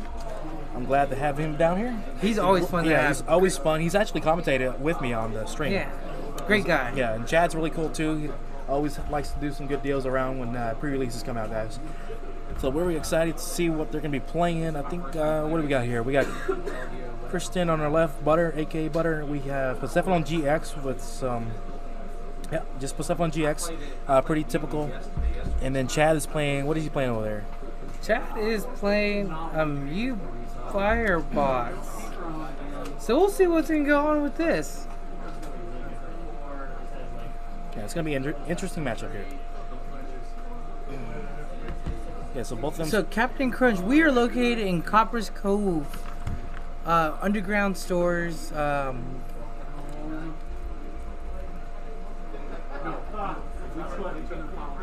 So Butters has been winning like cups like the last couple weeks, and if not winning, he's been topping his cups. Yeah, he's been topping. Yeah, so he's hanging up. Yeah. He's putting that work in for the wishy-washies guys. Yeah.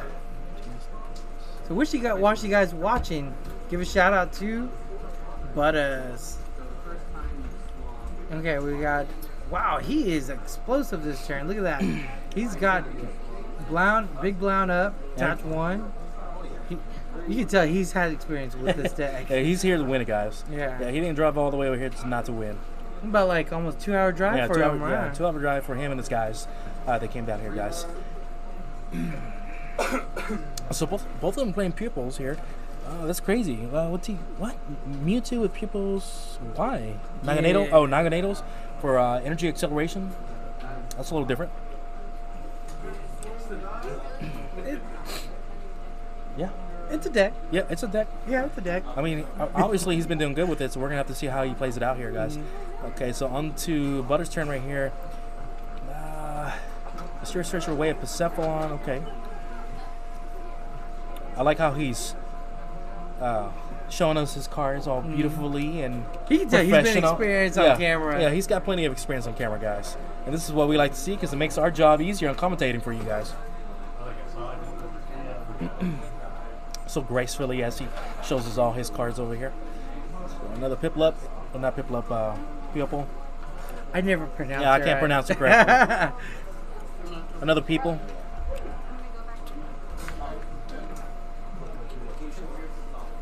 There we go. All right, yeah, Captain Country. Yeah, a lot of guys, we go up there a lot as well for Team Ursaring, and you know, a lot of your wishy-washy guys or the people that you know up in DFW, they come down Waco. Most of the time we're in Waco. We're also sponsored from Underground Games, along with Nexus Esports and Game Closet. So we're a little bit of everywhere, guys. So you might see, your buddies up here at all times. And we mentioned earlier in the beginning of the video, we are going to be having our second Ursaring Circuit Series with a cash payout of $400 for first place. And also, it is going to be a League Cup, guys. So you'll be getting your points, you'll be getting your mats, you'll be getting booster packs, along with first place in Masters Division taking $400 cash prize. On our juniors and seniors, we are handing out extra packs for them for their prize support. Yeah, all 3 divisions will also get a banner. Oh, that's right, for Battle of the Banners. Battle of the Banners. So for VG and TCG. VG will be on Friday, and then TCG will be on Saturday. That's correct. So we are also hosting our VGC Ursaring Circuit Series on Friday, March 6th. You know, more details to come on that one. Yeah, more details to come on that one. So if you're in the VG, also come to Nexus. Yeah. Get a hotel. Yeah. You know, Baylor hotels are really cheap around that area. Exactly. Nice. And you could do TCG or VG on Friday and do TCG on Saturday. Absolutely. And the cool thing, both the events will be streamed as well, guys, along with our host, Nexus Esports, and our co-host. They have an awesome venue. They have where you can eat there. They sell some amazing sandwiches as well. Oh, Safe Point. Yeah. Oh man, and there's so plenty of room for everybody. I mean, it's not a tight spot. You're gonna have plenty of room for to kick back and relax. They have chairs, they have couches, they have video games, they have everything there, guys. So it's a wonderful venue to go to on those events right here, guys. So back to the game in hand. We got almost a bench full over here on Chad's side.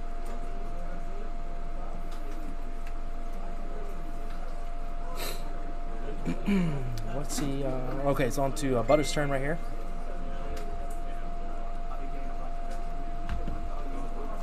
Yeah, he can evolve as long as he gets some more Pokemon out.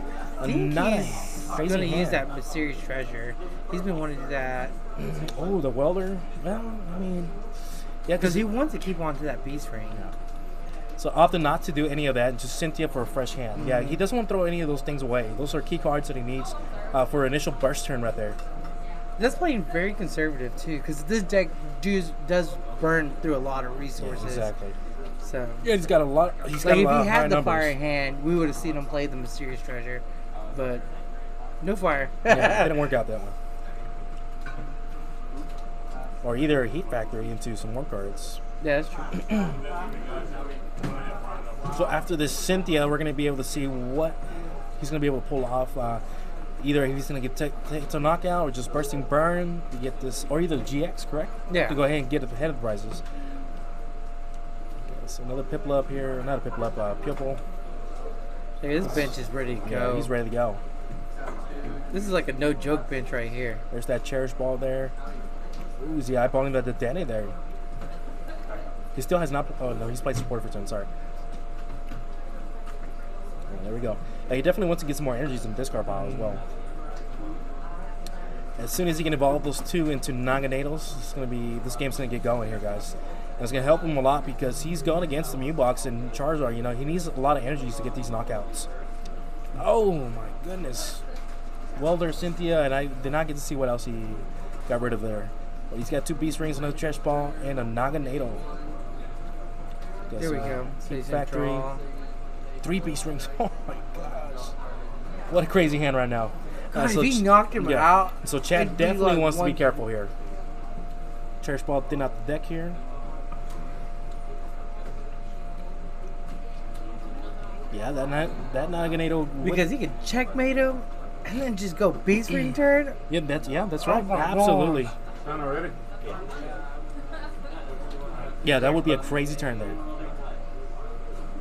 3-6. Yeah, because the thing, Chad, I don't know. I don't think he knows what this deck does.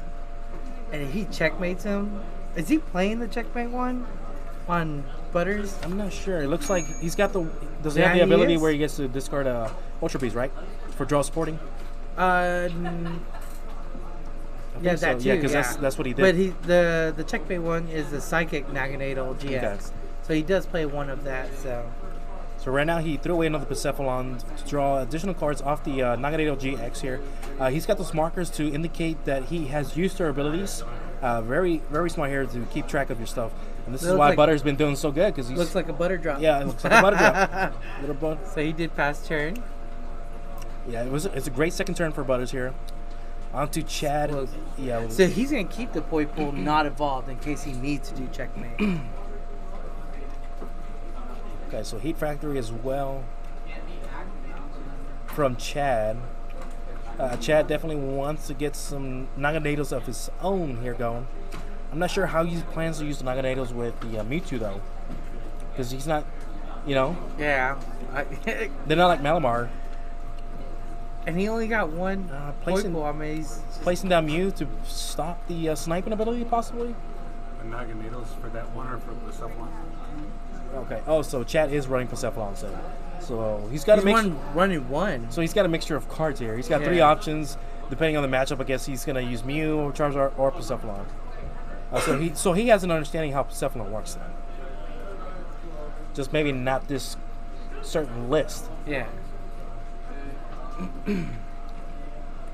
And I think Persephone's still gonna be good for the next format as well. Oh yeah. The only big Blounds. The only bad matchup for it is Baby Blounds. Literally, it's like an overturn on that. But it did win some tournaments in, I think, Osaka, the city tournaments in there. Nice. So, Yeah, I'm excited to play Baby Bones. yeah, Baby Blounds is going to be good. Turn 2 with The Beast only- Bringer taking additional The prizes. only thing that's going to hurt Baby Blounds a lot is the new mill deck that's coming out with Sleepy Forest. Ugh, Because the discarding you do, I mean, they're milling. If you hit them once, they can surge Bryson Man twice. It's 11 cards almost they can do. Wow. So I haven't even seen this list. Yeah. It sounds terrible. Yeah, so it's a huge meta deck that's coming out. It's winning best of ones. The deck actually, like, the Japanese team that made it is averaging like a 22-minute playtime in best in one tournaments. That's insane. So That's insane. let's see what's going on. He is deciding, deciding. You can tell Chad is a little nervous too, shaking those cards. Yeah, he's like, oh no.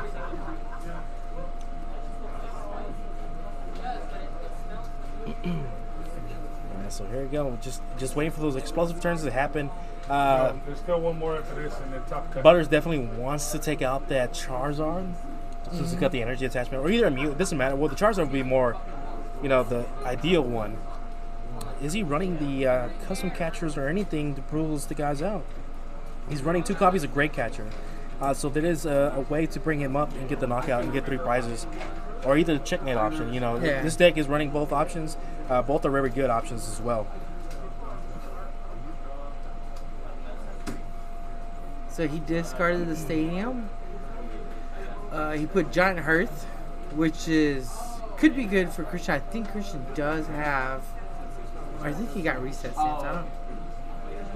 Because I think the last time he had Welder in hand, so we'll see. Wow.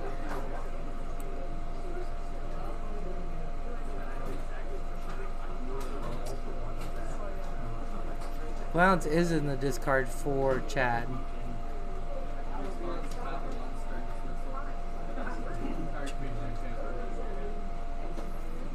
He got 2 Blounce in the discard from Christian too. Yeah, because he's used to But discard. yeah, I think he's relying. I think he might go for this checkmate. Let's see what happened. I like his little beads. Yeah. His little butter beads.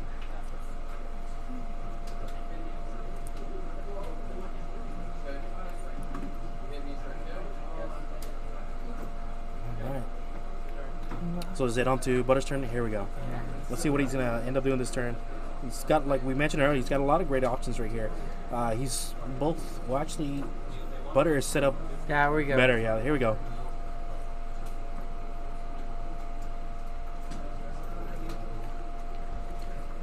He was smart not to attacking Poipole because Poipole could get knocked out, and anytime Chad could have put it in something different. Exactly.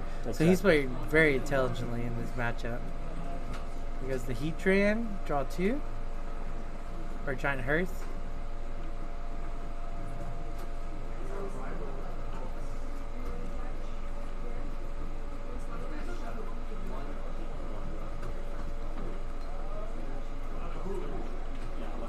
Alright, let's see what goes on from here's next move. Will he evolve the Poipole? Oh, he discarded it. Draw my, yeah, the drawing Yeah, some he more. drawed it, yeah. Yeah. And he's got beast energy in hand. Where are you attached to? Oh wow. Oh wow. There Okay. we go. He's just Because he hasn't done a manual attachment yet. So he's planning a big turn right here, guys. Extremely big. okay, so he's gonna play the Great Catcher, discard that. Oh, look at this! He's gonna Great Catcher one of the tag teams, putting more energy into the discard, which charges up Magneto. And get a knockout here. bitch. Okay, this is gonna be great.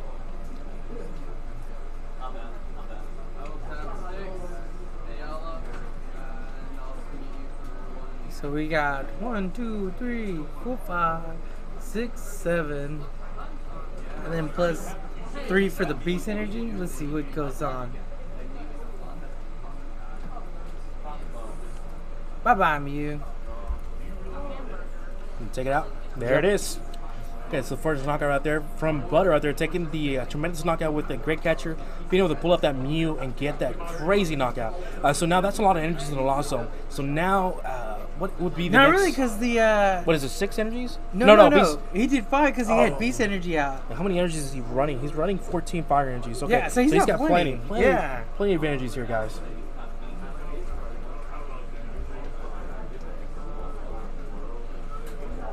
What a great turn from Butters right there.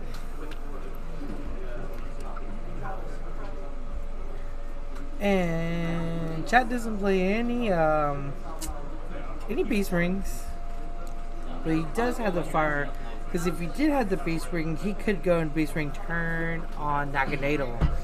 Yeah, get those energies. I mean, but would he really want to after this? You know, he doesn't have the Persephonals going. I think he's discarded one already. Yeah, well, he only has one Persephone. Okay, in the so discard, there's no point to beast ring even if he could. Being that it's my deck, you don't even know how to run it. He's been playing Ultra Beasts, man. He's been playing Ultra Necrozma Malamar with Solgaleo Lunala, and then just decided to go with that. Well,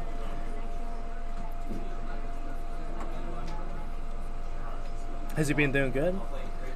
These top tables right here. Last weekend, man, he couldn't even get nothing to play. He couldn't get no draw support. He's out on the Ultra Necrozma.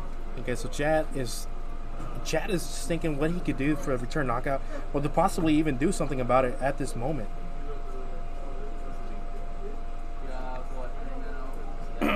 Yeah, it's hard coming back from that. You know, Persephone takes those huge knockouts, and it doesn't take a lot either. Yeah, Chad doesn't have not a lot of like digging. He can't put the DNA down to dig, or he doesn't have the Poke Gear to dig out the welders he needed. Yeah, that's right.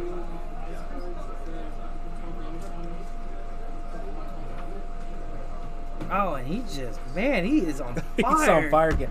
Okay, so he can't go into Beast Ring turn. Look at that. Giant Earth is Okay. gone, eliminating the resources that Chad does need. Exactly. I mean, he could get like Naganadel, but at this point, he's behind to do that. He just needs energies. Yeah. I mean, even with Bursting Burn, it's a knockout right now. You know, right? yeah. Yeah. And you know, Chad's loading up. He's putting 2 more energies with Naganadel on the bench. You know, possibly a welder could help him.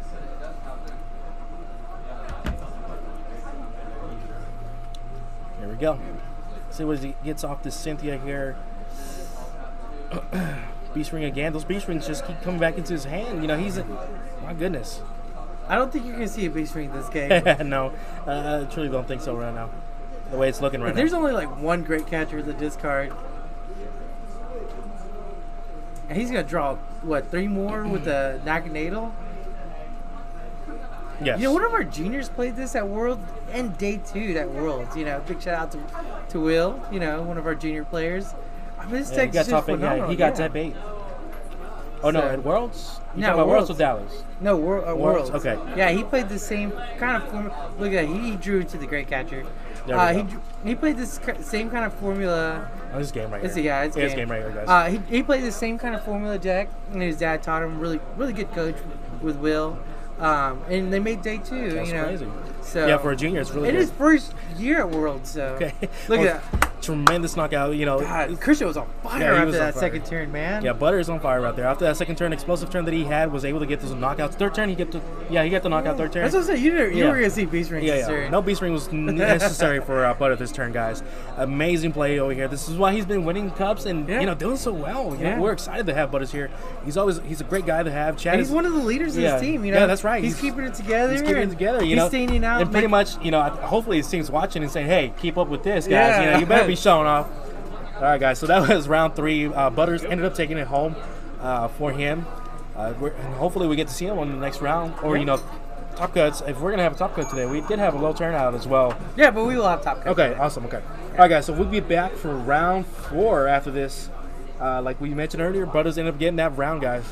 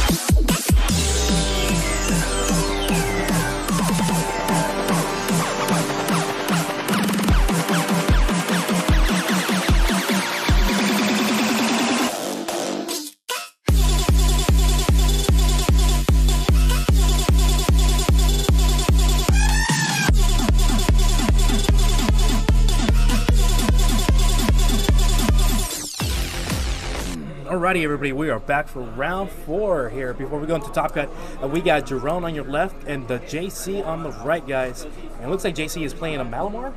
Malamar, he's a great Malamar. Yeah, he's a great Malamar player. Jerome yesterday got second place at the Waco League Cup, guys. So he's on fire. He's in here to win it, guys. Exciting to see both of these players on here, guys.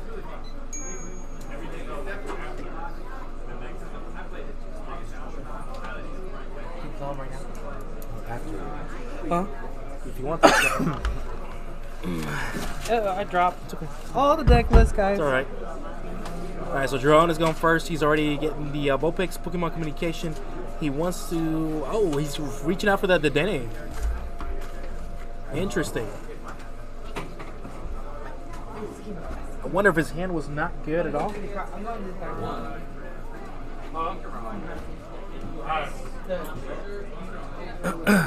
Sorry, we got technical difficulties with these chairs over here. Alright, joining me on commentating is Ron, our wonderful TO judge here, guys, at UnderGound Games.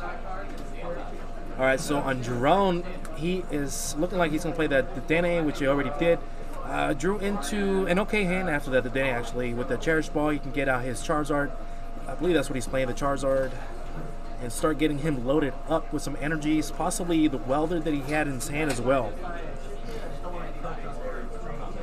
Oh no, he pulled Heatran. Oh, Heatran, all right. Oh, that's right. This is the exact 130 to get these continuous knockouts on these pesky Giratinas. Pesky Giratinas. I was looking at JC's list when he turned around and emailed it to me. I'm like, this guy just going to go straight Malamar, man. Yeah, JC is a great Malamar player. Yeah, great Malamar player.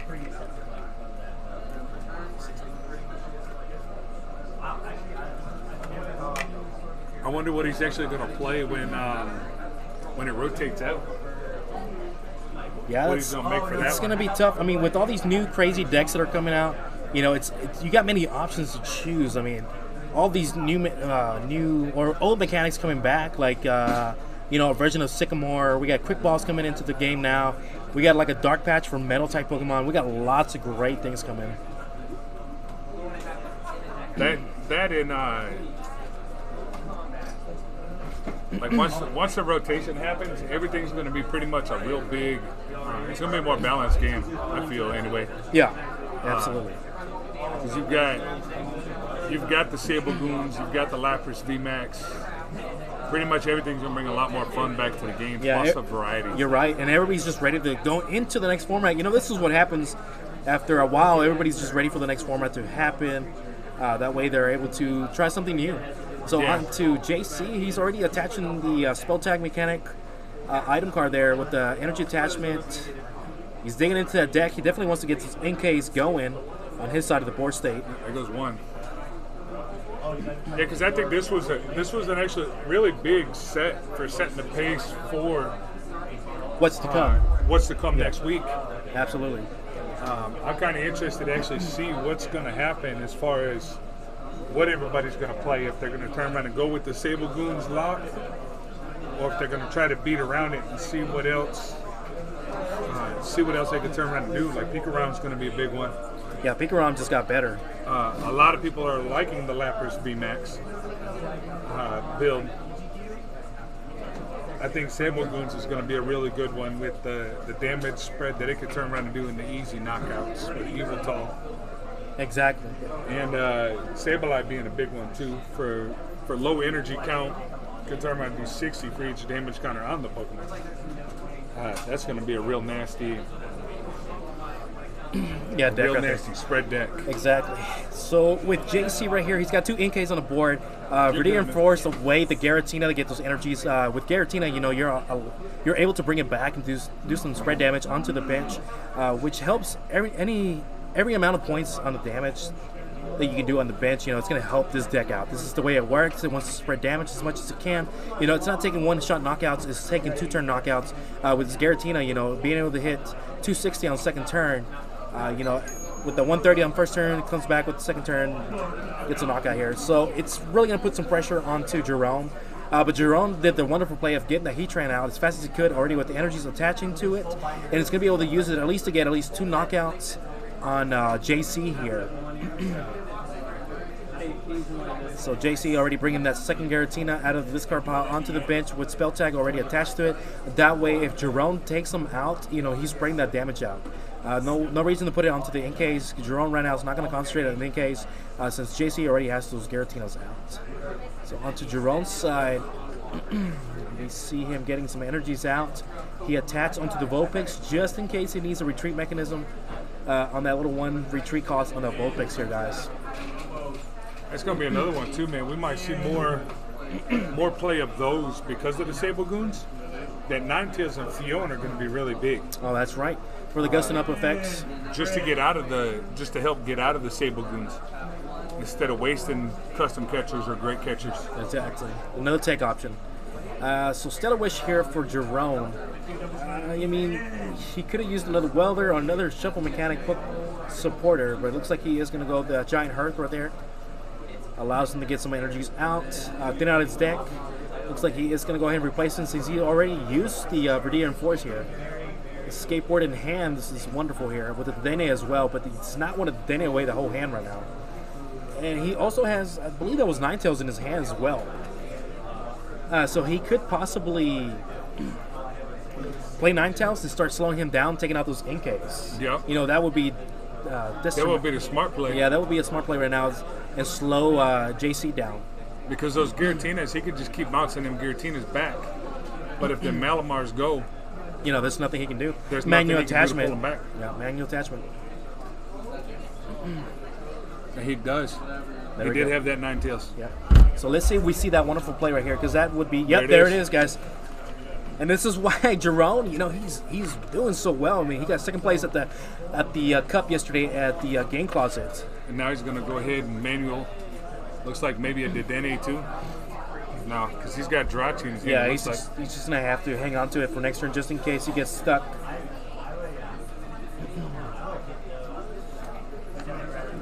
Yeah, that's a wonderful play for Jerome right here. Yeah, he did. He took the knockout on one of them. So that's definitely going to slow him down. If he's able to evolve into a Malamar right now, he's definitely going to have... Go ahead, man. Go ahead. He's definitely going to have a way to attack this turn, but it looks like he does not have the options to evolve this turn. No, it looks like he's just taking the sacrifice for it to save them Giratinas. Yeah, and as soon as the second NK is out, you know, it's just... You're playing a slow poke deck right now. Yep. As soon as that NK is taken out. Let's see what he plans to do. He's got like 3 cards in his hands, so there's not many options. If we already had something, he would have been playing it. Oh, great catcher. Okay, so he's going to stall out Jerome. Lily right here, drawing some cards. Because he's not playing anything to help bring him back. Okay, so there's another NK Ditto as well. So he's replacing them right now. And with no way to get that NK out of there, there's no reason to evolve it and just let a Malamar be taken out. So he's just going to have to stall out this turn. He's got the other 2 out there. Yeah. He didn't even get one off of the Lily either. No, but he has Treasure and Pokemon Communication, but there's no reason to evolve it right now and just have it get lost. Yeah. Since there's no switch mechanic at the moment. Save him for the Ditto. We are at a date change. Okay. We are going to the 21st not to compete with Gen X. The 21st of March. Yeah. We're still All right, so JC is digging And into then- there more. VG is going to be the prize payout. First place going to get 60% of total entry fee. Second place All will right, get 30. so he is getting the Malamar out. I'm not sure if he's going to evolve it onto the active. Like I mentioned earlier, evolve into the active probably have the best play because it won't be knocked out if he does not have a switch mechanic at the moment. Yeah, I mean, So let's see what he decides to plan out here. I mean, he might just have to sack it and let that NK get knocked out. Now, since he's got 2 options on the bench for next turn, and you know, he's definitely got guaranteed Malamar next turn with the possibility of a second one. So onto Jerome's side right now. If Jerome can retreat and get another knockout, it would be wonderful, which is, he has Switch in hand. Megalopunny is not going to help him, so might as well get some energies, thin out that deck. He could switch into the Jirachi for a Stellar Wish as well, be able to skateboard back into the Heatran, but he definitely wants to set up a secondary attacker just in case his Heatran is getting knocked out. We got the libraries, dude. The libraries have no problem with using them. The libraries are free. You got the libraries. So let's see what he plans to do after this giant Earth energy grabbing out of there. Huh? Yeah, but if you start getting arguments, Turtonator would be another possibility here. They were like ballrooms. yeah. That way the price trade stays in his favor. So with the Stellar Wish, supported would be nice here. So Welder, that's definitely a great card to pick out of that, along with the Fire Flint. Cherish Ball as well is on there. And another switch. So I think Welder would be a better play here. Allows him to draw.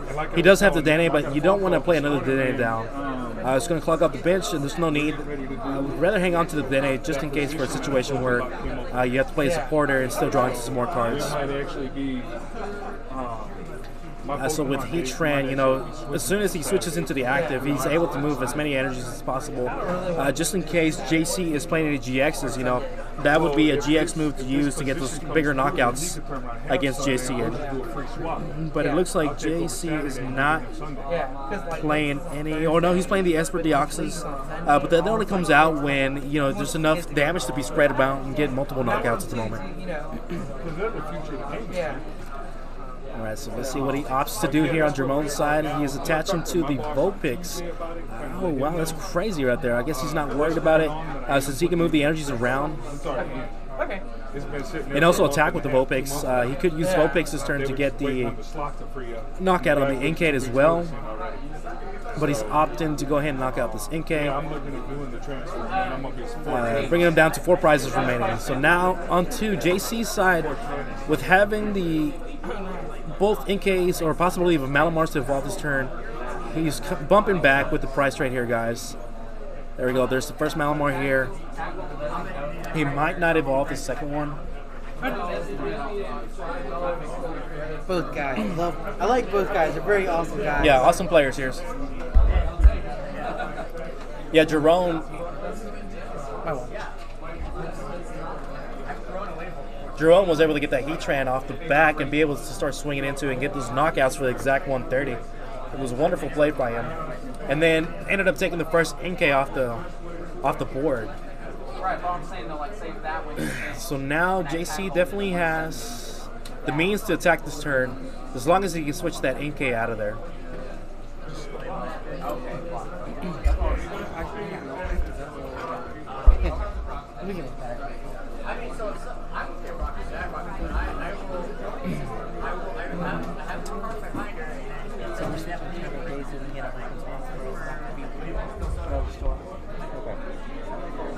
Social dates are going to stay the same, all the responsibilities? They're going to be yeah, but this is the price report for VG. 60% cash increase, 30% cash increase, 10% cash increase. For VG? They're doing it even if they're all pay out? No, we're just said typically if there's like 20 or 15, you're doing okay. But all like when you advertise from home, VG, all entry fees are going to cash pay. Okay.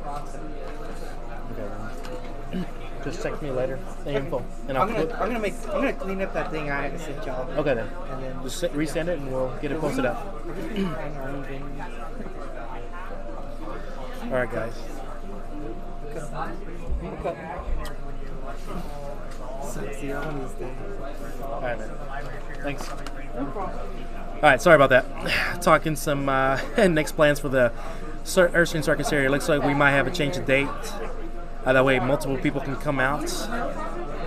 Okay, so JC right now, with the skateboard on there, he's able to promote the Giratina so long as he can get an energy attachment onto it and do a fresh 130 onto the Heatran there. And just in case it gets knocked out, you know, it's got the spell tags on it, I believe, on it.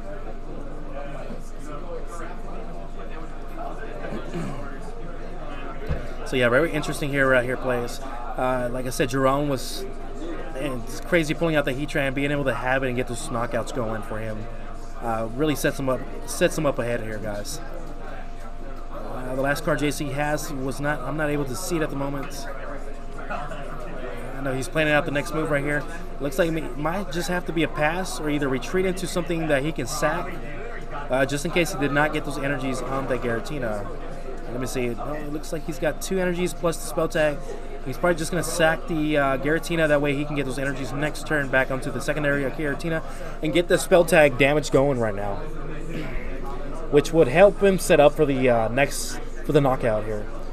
So it looks like from Jerome we are discarding the not the Jirachi, but the Dene for the Giant Hurt.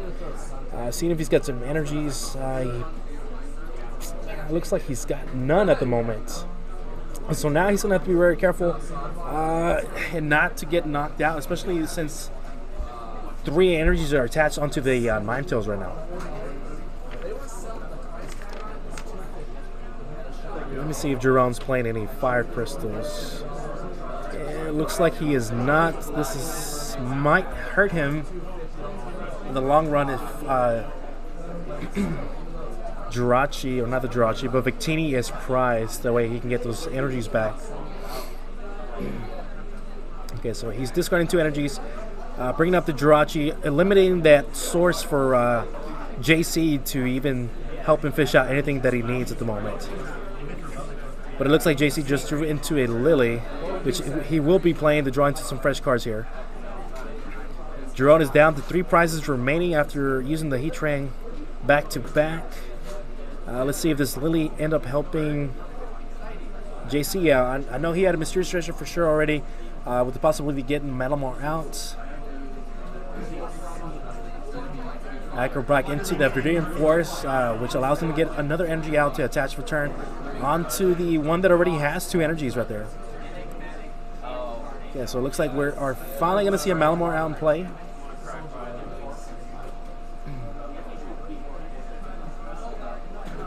Alright, so there is the Malamar right there, guys.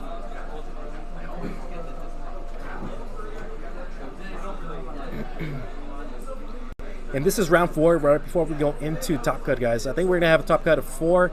We did have a low turnout here today. We did have another cup going on today in the Austin area. Usually our Austin players come down here as well, where we usually have anywhere from 25 to 35 players at these cups here. But you know, sometimes it'll be like that. It happens. Everybody has to do their monthly or their quarterly cups to get those points awarded to them and to keep their community happy as well. So we do see finally a swing into the Heatran here.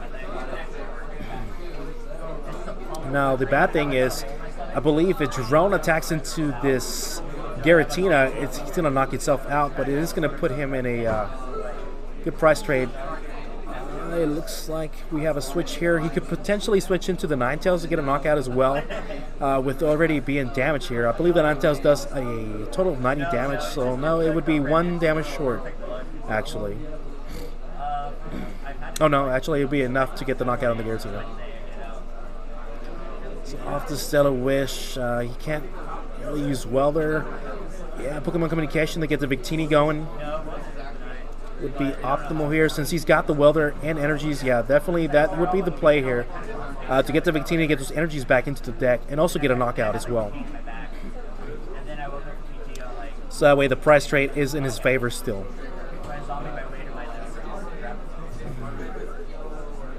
Okay, so we do see the Victini play here going on, guys.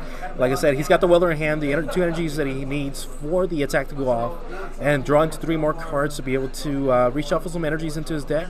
He has been using the Ninetales to gust up the key Pokemon that he needs to be knocking out on JC's side. Okay, so there is that Welder play, guys. 3 fresh cards into his Jerome's hand. A second Vulpix, which is not necessary at the moment, along with the Charizard. But at this point, I don't think he needs to bring out the Charizard at all, since he's already so close on the price trades right here, guys. So is he going to opt for the Ninetales play or the Heatran play? Okay, so he's going in with Heatran here, guys.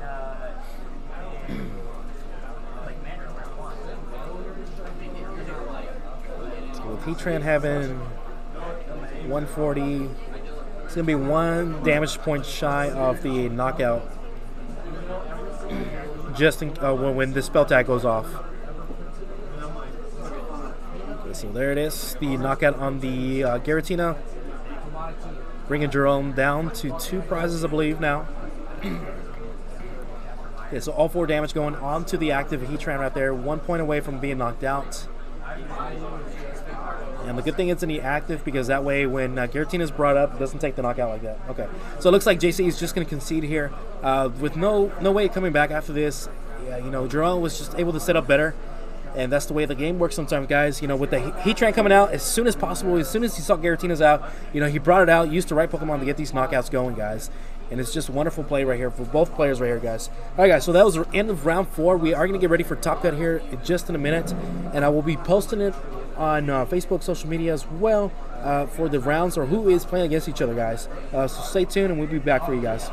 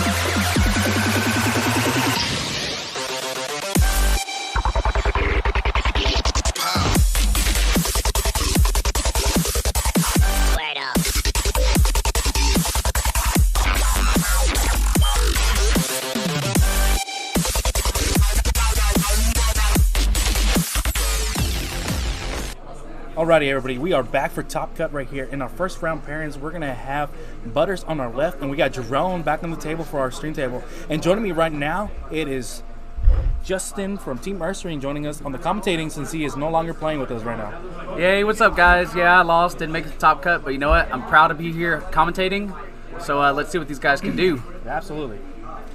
So like we saw earlier, Butters and Jerome on stream. Both players are doing very well for them. I know Jerome got second yesterday at the Game Closet Cup. He is on fire, along with Butters, just busted hands that he has been having here lately. Rock. All right. Give me 2 seconds. I'll send that photo to you. So Butters is playing the Persephone, and Jerome is playing a Reshi Sword, I believe. He should be playing the Ability Zard. We're seeing a lot of fire here today. Yeah. Which he hasn't been using the Zard at all. I've been seeing him use Heatran, Megala Bunny.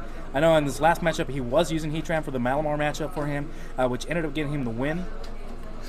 So, looking at his list, he's definitely got a standard list. However, he is deciding to run the Zeb Strika for the Blitz to draw 4, I believe.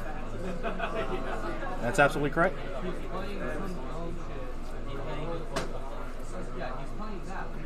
So I think in this matchup, I think the Turtonator might be key because Jerome cannot put up too many of his big attackers because Persephone, if they have enough energy on the board, they can obviously just Law Zone it all and take the big knockouts.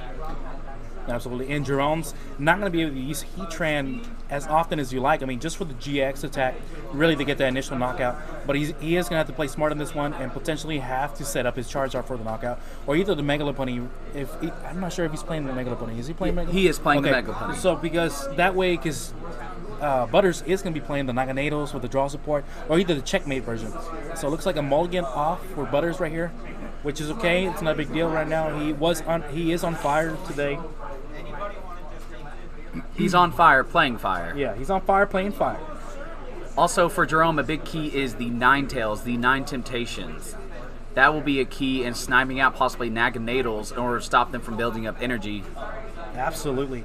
With the Ninetales that we saw from Jerome, he was abusing those Ninetales on the last stream that he was on, getting him those key wins that he needed, or key knockouts as well, on the NKs on his previous matchup. Now, unfortunately, looking at Butters' list, I'm seeing just a lot of single prizers and the double prizers, so I cannot think of a way for Jerome to skip the Beast Ring turn. However, he can reduce it by taking a 1 prize and then gusting up a 2 prize, thus only having 1 Beast Ring turn, when normally there could be 2. Yeah, he's going to have to play around this. He's going to have to play around it very carefully or either get ahead of the prizes real fast. So it looks like we got Persephone on Butters' side. He's going first with the Welder attachment already. Attaching 2, drawing into 3 more cards. With the Vulpix, he's got Victini. Jerome's got Victini in hand. Did he have a Search Mechanic? Yeah, he's got looks like a Cherish Ball in hand. Yep. So it could get him out of a potential bad hand right here with the Dene. The Dene is going to be rough, though. It looked like he had 2 Naganadals in the opening hand. You're going to need those. So this is what I like about Butters. He's gracefully shown us his hand, which is amazing, or his deck, I'm sorry. So we can see what he's got going on. You know, you can tell this guy's been playing a while and he's been doing good. However, I think he should search up the Persephone GX. He's got a Cynthia in his hand. Okay. Or possibly he could have saved the Cherish Ball for later and possibly drawn into it after the Cynthia. Absolutely. Alright, so he's got the Persephone GX. So we're either going to see a manual attachment or we're going to see that Cynthia played right away. Yep, the manual attachment on the bench. And then he's going to... Oh, that's right. He weldered. He couldn't play Cynthia. That's right. Alright, so it's over to Jerome. Alright, Jerome's also got the Cherish Ball. He's going to play it. Let's see what he gets. He can't Dedenne with too many fires in his hand. He's not playing a Fire Crystal, so possibly the Reshizard or the Heatran. Lopunny's going to do nothing for him in this matchup. Oh, so he is going for the Dedenne. Okay. So he's probably going to bench the Victini Yeah, I mean, he's going to have to get some fresh cards. I mean, he's going to have to sacrifice these cards. Luckily enough, yeah, he's going to have to bench the Victini because that's his win condition sometimes, or either get the energies back into his hand. He's also got a second Cherish Ball. He's going to play it. All right, now he's getting out the Reshizard.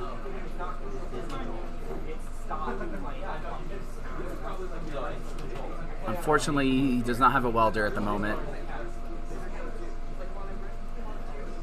However, discarding all the energy might prove useful for the Victini Prism later on.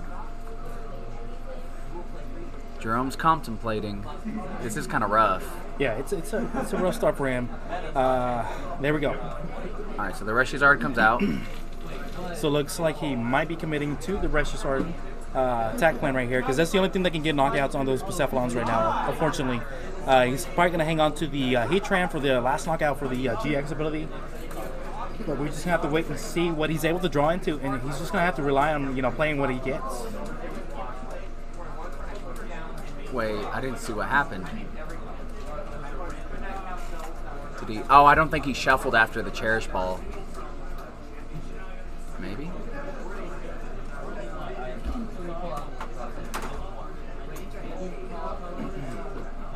Okay, so we should probably see at least a manual attachment.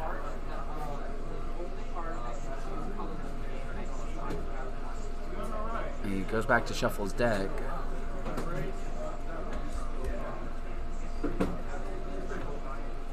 Alright, Jerome, you gotta bench that if you're gonna play Dedenne. Alright, manual attachment onto the Charizard, Victini, and Dedenne. So 3 energies into the discard. There we go. Yeah, so JC, Ken's JC is going against Dennis at the moment. For those of you who are asking in chat, he's going against Dennis at the moment. Dennis is playing K-pop baby version, and he's playing the Malamar version. So after we get the results of that, we'll let you know as well for the final, before we go into finals. Alright, so this is the boost he needed, a Giant Hearth. He's going to go and discard another fire. So according to the list, Jerome's playing 18 fire energies, which I did not realize, so the Dedenne is not as bad. Yeah, I mean, he's playing the Torvekliff version without the fire crystals, which he's relying on the Victini. That's why he had to hang on to it, because if he discards the Victini, there's no way of him getting back his energies when he needs them. Oh, that's true. That's right. The Victini will shuffle them back into the deck. That is right. Okay. And hit for a tremendous amount of damage as well. Yes. So I believe I saw a welder. Yes, there's a welder. So we're going to see the welder. There we go. Onto the Zard. Yep, that's what we want to see.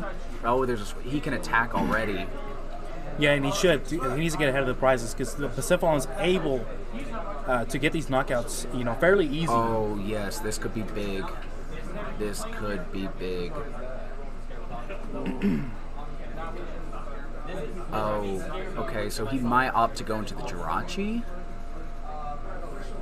Oh, no. Alright, so he switched over to the Zard. And he's going to double blaze for knockout. There we go. So going second, first turn knockout. That is good after that dead hand. This is what definitely we want to see, because the prize trade is in Butter's favor because of the 3 prize trade-off. So he needs to get ahead of the prize as much as possible as he can.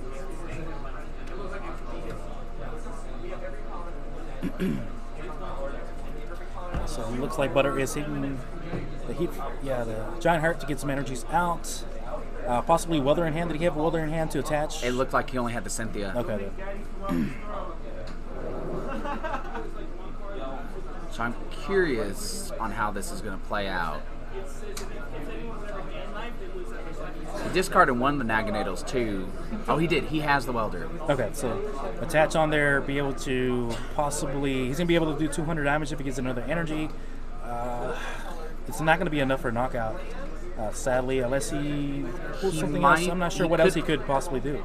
It could bursting burn and confusion to try to buy a little time. Okay, to set it up for next turn then.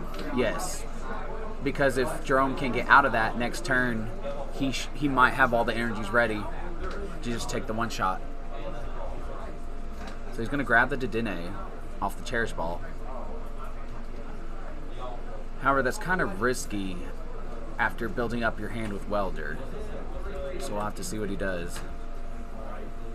Oh. Alright.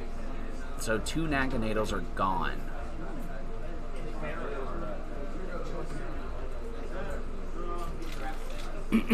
All right. So there was let's see, doesn't Ultra look like Space, any yeah. Beast Ring. Yeah, this will be the turn. I mean, he's got other options as well right now. If he had the Beast Ring, that would be a knockout. Yeah, he definitely wanted some pupils down. That way he could evolve to the Naganadels for draw supporting. Yes. With that, or either the checkmate if he was able to set up on this. So it looks like he is counting his purples down. I've seen what he's got. He's fishing out one. He definitely wants to get a second one. That way he can have the regular Naganadel down for the energy acceleration, along with the possible draw engine Naganadel. Yes. So he plays one of the draw Naganadel GX. So it looks like he is going to fish out. Oh, I'm sorry. There's 2 of them. He's got one from Forbidden Light, Unified Minds. Unified Minds, the draw one, he plays 2 of. However, he's already discarded 2 of the regular Naganadels that take energy from the discard, so he's only going to have 1 left if it isn't prized. So that's going to hurt a lot for energy acceleration later on.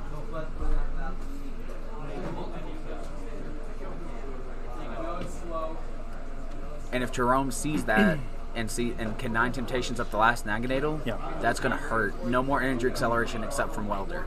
Yeah, it's going to be rough right now because, okay, so here's the Bursting Burn. Definitely wants to do that. I mean, this is the only option he's got. He's got to slow Jerome down a little bit. 1 energy attachment gets him a second All right, so the burn's going to stay. attack off right now. Right, he'll do the Flare Strike. He'll have to hit through the confusion unless he has a switch or a way to get out of it.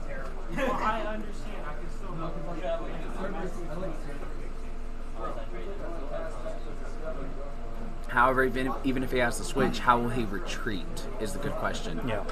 He could try to Stellar Wish and get another switch. And with the hand that he's got going on right now, He might have to DD change.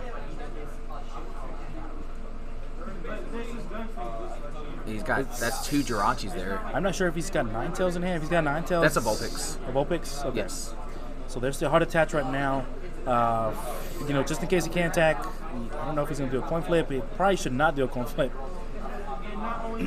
Especially because Butters will possibly have the knockout next turn. Yes, especially with the damage already on it. It with- lowers his chances of surviving.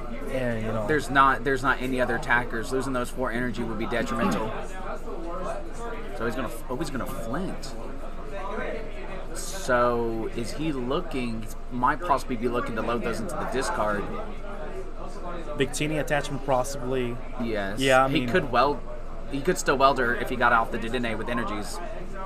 Yeah, that way he can get him out of Beast Ring turn as well. Okay. I mean, He could possibly also take the knockout with the Victini if he can find a switch as well. because he could DD change all the energy away, but he would have to attach onto it. I mean, he's already manually attached. Right. He'd have to find a welder with 2 energies and either already have the switch or find a switch off the draw of welder. Absolutely. For those guys that are watching or just joining us right now, we are at the UnderGound Games in Copperas Cove, guys, hosting this League Cup for them, or actually streaming it for them. They're hosting it. And we have Butters on the left. You guys are familiar with him. He's from Wishy Washy. And we have Jerome Spear. Both players are doing phenomenally well at this League Cup. Jerome got second place at the Game Closet League Cup yesterday. I know Butters has been having really good success here recently with all these League Cups, actually winning 2 back-to-back, I believe is what he was telling me. And, ended up in top 4 in the past recent ones. So we don't have no newcomers to the game, guys. These are 2 phenomenal players that we have on stream for you guys. And it's just exciting to watch them and, be able to stream for you guys. So what else? Did he change? Really didn't draw into a hand that he needed. If he had just gotten the welder, he has exactly 9 energies in the discard. The welder would have got him it. He has no more bench space either, so he's gonna bump that. Okay, less than the consistency, because he knows if Ultra Space stayed up next turn, he'd evolve one of those Poiples. Exactly. So right now he's deck checking along with getting some energies out. This is best 2 out of 3 as well, guys. So it can go either way. Persephone can rock the boat. The Billyzar can too as well, as long as it gets set up. If he can get Ninetales out, would be amazing, because he's going to be able to gust up a different Pokemon and force Butters to, have a switch mechanic.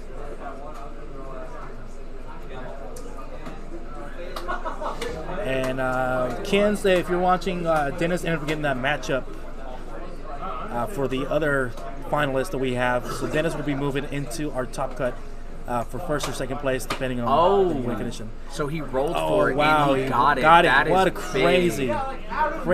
crazy. Because he could have Pokemon Communication for the Ninetales and also just made him switch into something else that he had been forced to. So he's still burned. Yeah.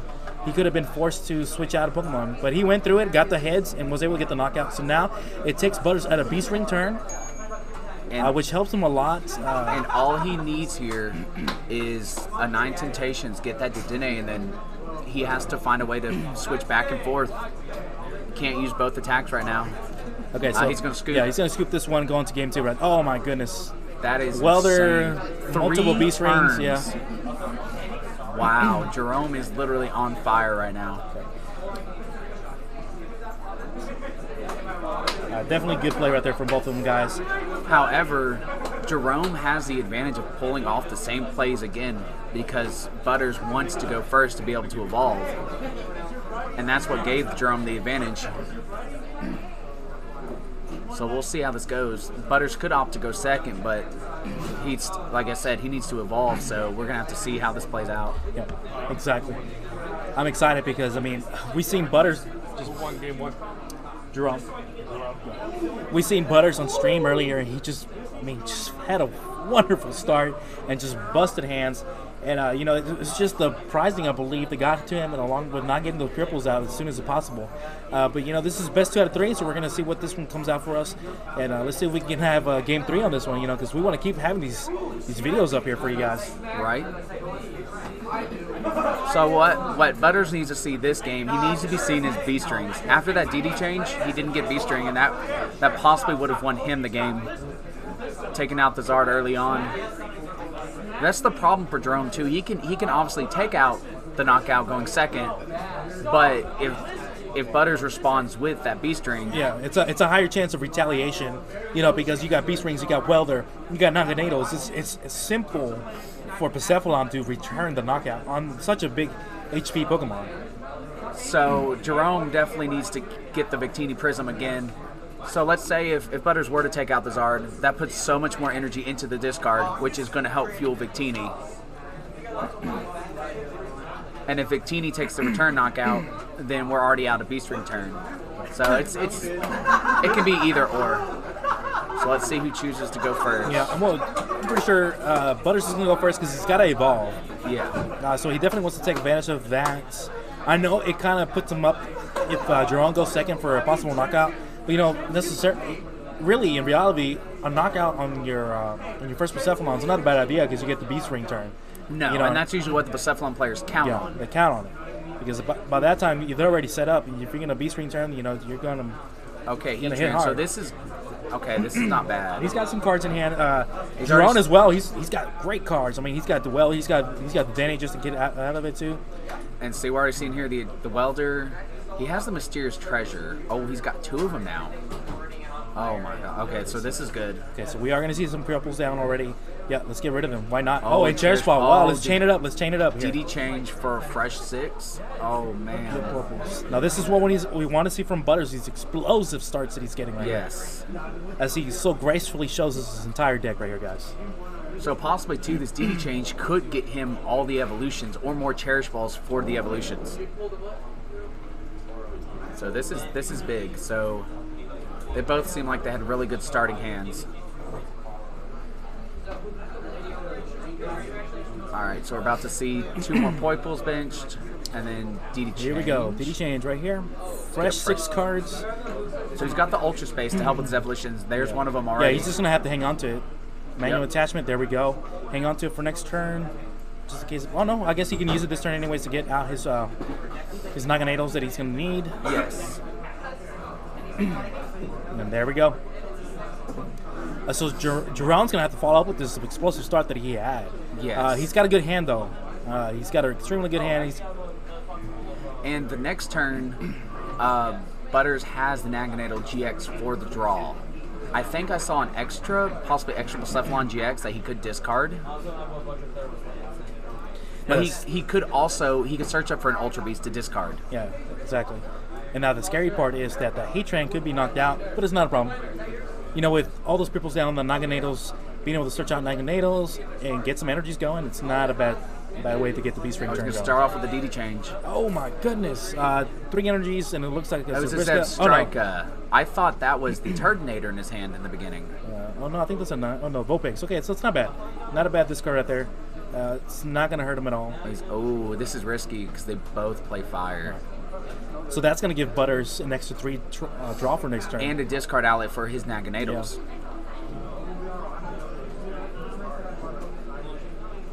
Absolutely. So we definitely want to see. He's got the escape board on there to switch out. Jirachi would be nice to have on the bench. Oh, he's got so He's got many. 3, yeah. My goodness. Okay, so there we go. That's a low punny, so that's not going to help him at all. So he's forced to switch into it and you know, hope for something good off this Stellar Wish here. Right. Supported would be amazing. I mean, Megalopunny would get him a knockout right now, but I'm not sure that's the route that he wants to go. Oh, that's a low punny counts on GXs. Yeah, that's right. So there's 3. That's knockout right there on the Heatran. For some reason, I was thinking he was counting on tag teams, but no. Okay, so the Heatran is 190, so that would do 240. Does he have the? I don't think he has the welder, and I don't think he. Don't remember what the Stellar Wish was. Yeah, well, he would also need a switch mechanic as well. Yes, which he did not have. I mean, if he was able to welder into, if he got welder, it looks like he's choosing that welder. Okay. Okay, so off he this could get a switch. Yeah, he can get a switch off this welder possibly. Because he's already manually treated because of the skateboard on Vulpix.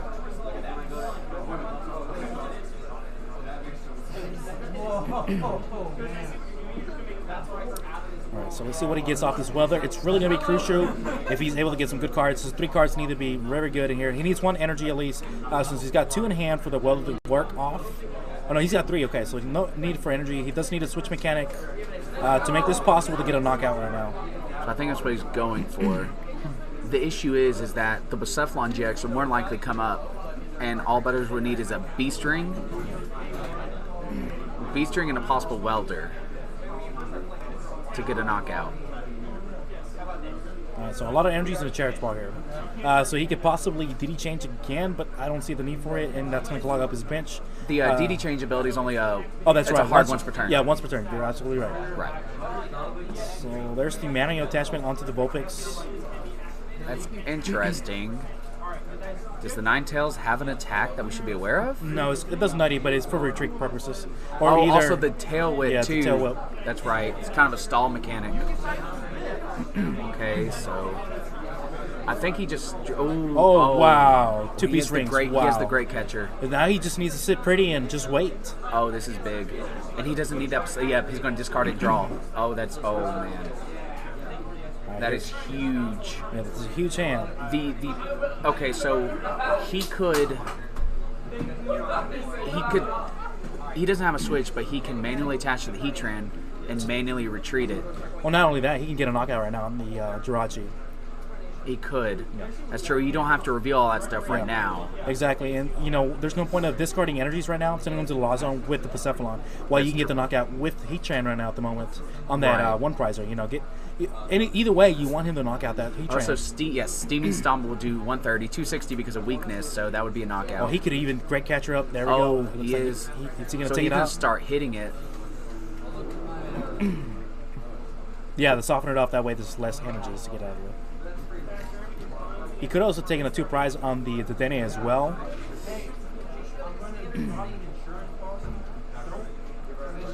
Yeah, he could have taken 2 prizes in the Dedenne. How would he do the last 30? He does Steaming Stop for 130? Oh no, yeah, you're right. Never mind. I'm sorry. Not even the GX. That would only do 150. So you're absolutely right. But he's putting pressure on him, especially denying him a Stellar Wish. So Jerome's got the Cherish Balls, a few energies as well. He can discard energy from Heat Factory. I think the reason he did that is so he's going to have to Lost Zone less with the Bucephalon. Yes, exactly. Okay, so he's going to Cherish Ball. Is it going to go for the... He has the Dedenne, so he might go for Reshizard. Oh, Dedenne. Oh, there's the Reshizard. It's going to clog up his bench, though. That's the thing right now. It will. I think it's... Or he might take it out just so he can discard it. Maybe. I'll get one for you. Yeah, I'll take one. Well, this one's serious. All right. Thank you. Yeah, it's gonna be dangerous because well, he didn't have a whole lot of options either. No. You know, he didn't have a whole lot of options. If he had enough bench space, it would have been great to be able Oh, so to. he doesn't. Oh, he's gonna have to get rid of the cherish ball too, Yeah. which is fine, I guess, because that's it for his bench. So 2 Jirachis, Cherish Ball, Energy. Okay, so 6. We still have not seen a supporter for turn. We have a possible There's the welder. Yeah, there's the welder. But nothing to welder on to the moment. You know. He can discard for a Heat Factory. Oh, there's no room for Victini Prism either. No. Is that a stamp? That's just one stamp. Oh, if he plays around now, it would hurt Butters. Because Butters is loaded with 2 Beast Rings and. Right, but normally people wouldn't do that. He's Yeah. still at 6. Yeah, he's gonna go for that. He's probably gonna wait until after the knockout. But at that point, with the Beast Rings, it might be too late. There's Turtonator and Victini, both 1 prizers.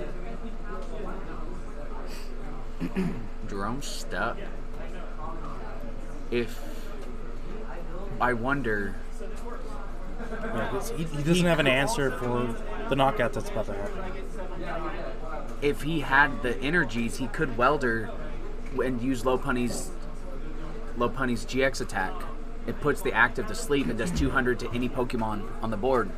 He could have used that to put the active to sleep and kill the Cephalon on the bench.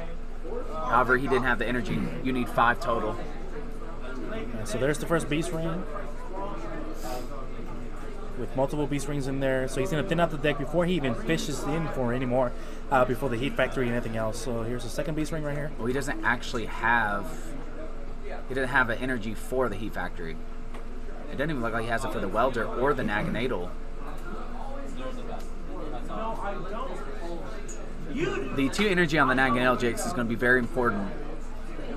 Especially if we're talking about the Venom Shot. That's going to be able to take out the Dene for the last 2 prizes. He has DD change though.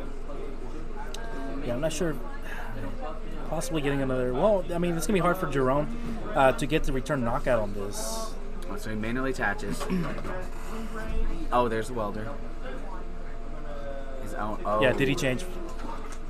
Okay. Okay, so Do we Naganadel. have any energies in the discard? So let's give him another Percephalon. Oh, the Naganadel. Okay. To be able to draw into it. Okay. That's right. That's smart. Yeah, because he's trying to get as many Beast Rings as he can. His deck is already thin as it is. If he can get Energy Beast Ring, you know, he can go in even further. And then he's still going to have room for another Percephalon, I believe. And Oh, no, he's got 5 on the bench. Never mind. We have so still not seen. Yes. Okay, he could Heat Factory or Welder. And Beast Ring as well. Yes.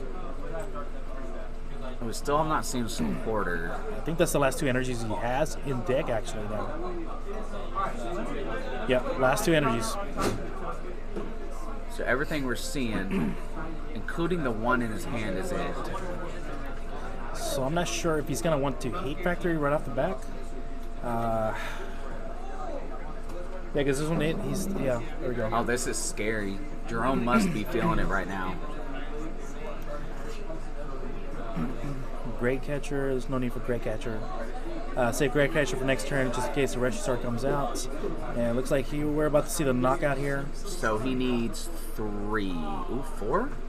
Yeah, 4. Make it clean. Oh, never mind, 3. Yeah, 3, you're right. yeah, because it does 150. Alright, so enough damage to knock that out, and plenty of energy still left on the board for a return knockout, just in case this Persephone gets knocked out on Jerome's next turn. So now that Jerome has a space available, I'm not sure if we're going to see a Reshisar. Turtonator would be awesome to swing the price trade right now, but that's a lot of energy requirement. A lot of energy requirement. I mean, he could potentially do it. There's already 1 energy on the board. You know, all he needs to do is attach the 3 onto the Turtonator.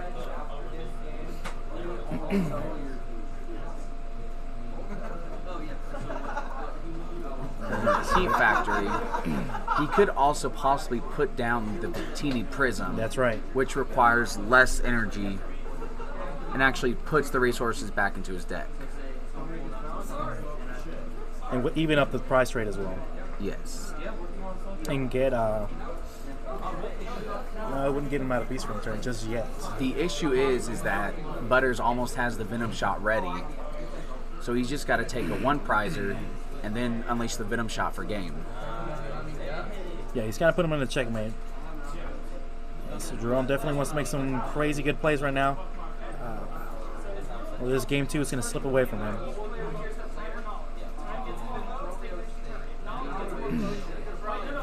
So It's risky, but he could also he could try to go for the Victini Prism and 9 Temptations into the Naganadel GX. It takes Butters out of Beast Ring turn, and it's going to stop him from going into the... so there's the Victini right there. So let's see if he sees that play. Yes, that play would be better, actually. To take out the Naganadel on the bench, the GX one to limit. And so the thing with that is, too, if there was a return knockout on that Victini Prism, you can just load up the Reshizard with a welder and attachment for 200 for that last knockout. That's right. So there's a series of plays there. Let's just see if Jerome sees it. He welded for 1. He only had 1. Okay. That's why. He has not manually attached either. Is that a John? He's got a John Hearth. Yeah. Will he bump his own stadium? He needs an escape board and was not able to get it to be able to do the. I think he has a Temptations. switch. I think he does have a switch in hand. He raised 4. Okay, so he might be opting. We saw Butters has a Heat Factory, so the effect will be available again soon. Yes, we see the Ninetales. We switch. However, with Butters not having any energy in deck, he might not play the Heat Factory. Yeah, he's only got 1 left in the hand. Jerome's deck looking really thin. Still see the Ninetales there. Does he have a Great Catcher in hand as well? Or is he just going to go for the Victini knockout on the Persephone? That's true. I forgot about the Gusting. We do need a way to bring up the Naganadel GX. Oh, no, he's got the way. Never mind. He's got the Ninetales. Oh, 9 Yeah, that's right. is right. I did say that before. Was that in hand? He's got the Ninetales in hand. Okay. And he's got plenty of energy now to make it happen. Okay. So if he does that play, it's definitely going to slow Butters down. Oh, he has to discard 2. Did he have 3? Oh, Yeah, he's got 3. Oh, he's got more. Oh, no, he's counting the... That's the discard. Yeah. So the got 3. Naganadel has, what, 210 life? Yeah, I believe so. Okay. So there's the reset stamp. 200, 210. It's around there. All right, so the stamp. So this could be big. All right, the manual attachment to Victini Prism. I think he was counting his discard earlier to make sure he had enough. Yeah. He'll have even more after the 9 Temptations. That's absolutely right. That's 2 more. Okay, so let's see if he does this play. I mean, that would be the optimal play. Oh, he evolved the Ditto. Okay. Yeah, that way he can retreat the. Well, I guess the whisper. Vulpix, if Yeah, it have ever the whisper ability ready. Okay, so there's the switch. All right, so let's see. He's counting. I mean, he's going for it. He's going Yeah. for the 9 Temptations. Well, hopefully. Let's see. Is he? Oh, he went for the Persephone. Okay. Oh yeah, that's the deck I took the custom card. Okay, so now he's forced to get another Persephone ready without any beast Oh, rings. this- Only oh, one this is energy wild. left. So. Oh no! So we have to see the Reshizard the next turn with the 9 Temptations. It doesn't even have to take up the Naganadel. It has to take up the Dene. Okay, so this is rough because he's only got 1 energy left in deck, and it's only the beast energy. So he needs to draw the beast energy, attach it to the Naganadel, and this turn he needs to get a knockout with that simple or that basic Naganadel right now on this Victini. That way he can stinger, or not stinger, but the Venom Shot. Venom shot with Dene. So that's the thing. So Butters has kind of set up a semi-checkmate. So if he takes out the Victini and Jerome is forced to take out this 1 prize Naganadel, then he's got it. Then he'll just promote the Naganadel GX and Venom Shot. Yeah, he's got the Persephone GX. It looks like he's attaching for it. He might discard to draw. Yeah. Okay. You know what? I think I And so it looks like that's what he's going to go for. Cynthia's nice. Yes. I'm not sure what else he could be searching for since his deck is so thin already. So yeah, he definitely wants to get the knockout with Naganadel here on this Victini, and then next turn just Venom Shot. Jerome's only chance is to get an attacker ready for the big Naganadel or a Dedenne. No, I got one, man. And I think, if I'm not mistaken, I have to check, but I think I found the fucking rainbow one today. Yeah. I think I still have the rainbow. So it looks like we're going to see the Giant Hearth staying. All right, so yeah, I mean, he's trying to get that beast energy. Well, I don't know what else he could be. Yeah, because he's going Naganadel. for... What are we trying to do? He's just trying to thin out that deck. Right, I think he's going to use it for the next turn. They were Draw into it, huh? they were pretty Or use it for draw mechanic. Right.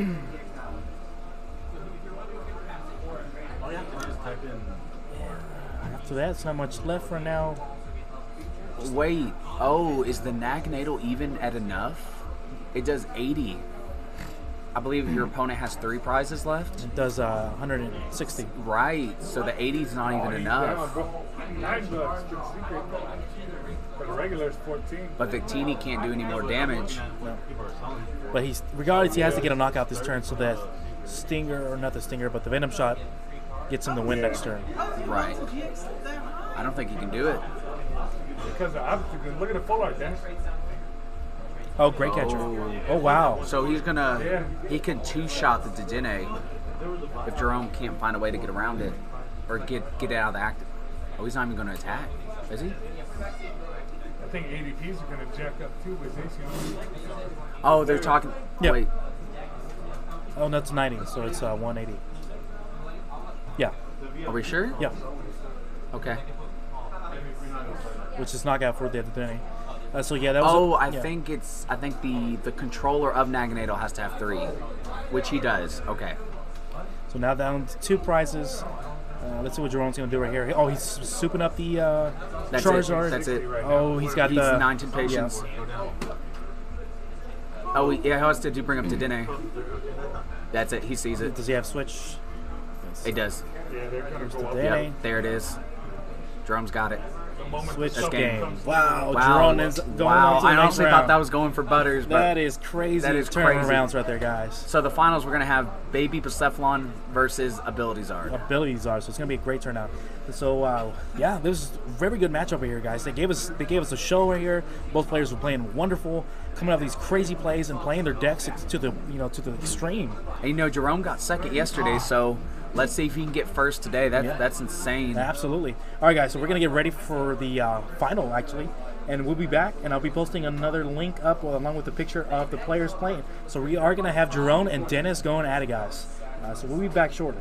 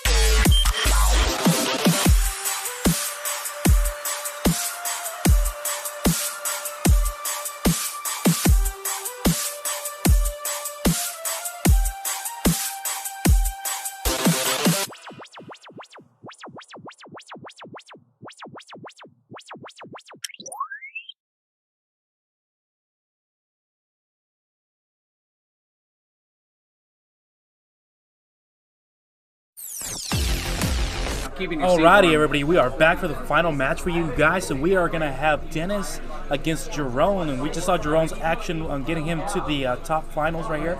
And Dennis is playing the Baby Persephone, Jerome's playing the Ability Zard that we have here, guys. However, so it's going to be interesting. So Dennis isn't playing the normal Baby Persephone. He also incorporated the Lily's Pokédoll. So it gives him more of a stall mechanic. And if anything, it could give him extra Beast Ring turns, depending on how he plays it. He also, as you've seen the active, plays the Free Retreat Kartana. Some also use the Pheromosa. Both have Free Retreat. However, it's good just to promote something in case you need to keep your Persephones on the bench. Yeah, because you'd rather something else die than your Baby Persephones. Right. Yeah, so this is the final. Very excited for both of these players to be going at it. It's going to be a good matchup here, guys, just like the last match that we had on the stream for you guys. Very excited to see it. So it looks like Jerome opted to go first here.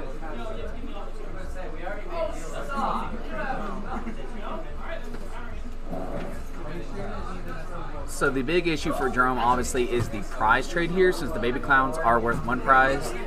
And Jerome's playing a bunch of GXs and Tag Team GXs worth 2 and 3. So I think Jerome should be opting to keep his 1 prizers for later and hopefully not discard them off of a DD change. The 1 prizers should be used in a later game when he's getting ready to take his last few prizes. Exactly. Especially if he can pull off a stamp in the later game. The stamp will be really crucial for Jerome. However, he only plays 1, so playing it at the right time is very important. So we've got a Vulpix. Yeah, definitely wants the Vulpix out. That way he can gust up the Persephones out of the way and take those crucial knockouts. He's opting to put back in the Ninetales. That's interesting. What could he get out? I think he already had a Dedenne in hand. So he's going straight. It looks like he's going straight for the Turtonator, trying to get his 1 prizers already.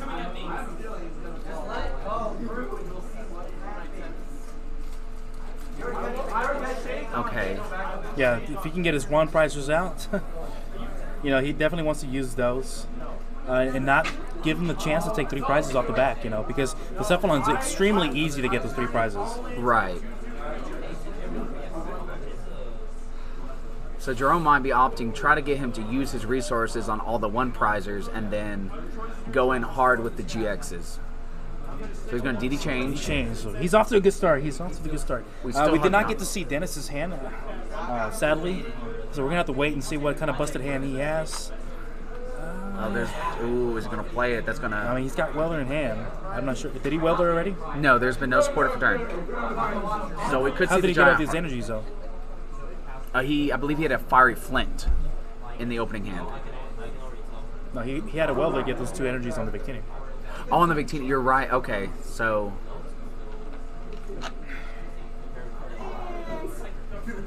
He played a lot then to get his hand down only to 2. Yeah, exactly. So he's going to Pow Pad. Okay. Put that Welder back in. Yeah, might as well. I mean... Oh, no, he got it off the Stellar Wish. Okay. So Giant Hearth to get some energies out, thin out his deck would be awesome right now. But it also helps Dennis as well. So I'm not sure if he wants to play it down just yet and keep it in his hand just in case he needs to use it on his turn alone. But thinning out the deck is always so good, especially when you got Welder Engine going on. He's also got... He's got double switch. Yeah, double switches here. So... Okay, hard pass on over now. He's going to roll for sleep. Okay, so we got Welder, Pokédoll, Persephone. So he's got some options here. No energy, sadly. An energy would help him tremendously. Pokegear 3.0. He is playing the greens version, so if he gets the greens, it will there's help. the Welder. So not playing the Giant Hearth was good. So it looks like he's going to grab... Oh, it's one more. There's he's the got greens. Nice, okay. So definitely going to grab greens. Go ahead and pop it off. Shoot. He definitely needs to get some Persephones going right now. So possibly Ultra Space. Greens for next turn. There's the Ultra Space. Or either Fiery Flint, actually, to get energies going. Yes. He's got Weather in hand, Weather in hand as well. So he's going to need the Ultra Space to get the first Baby Persephone, and the Fire Flint to get energies ready for it. I think maybe there was a heat factory, or that might have been in Jerome's hand. I thought I saw the flash of a prison card. No, he definitely wants the Ultra Space, though, because he needs to get the Persephons out and going and attaching energies to them already. Yes, so we're probably going to see the Baby Persephone with the manual attachment and a welder. I feel like he'll retreat into the Pokédoll. If Dennis can block the one prizers with that Pokédoll, he should be good to go. There's the Baby Persephone off the Ultra Space. Okay. Yeah, this is definitely what we want to see from a Baby Persephone play right here. Beast Ring, sure. I mean, it's going to take a few turns to get into Beast Ring turn anyways. And he's only playing 2. Ooh, the Fire Crystal's going to hurt because that's his way of getting big knockouts there. But how many Fire Crystals is he playing? 4? He's playing 4 Fire Crystals. Yeah.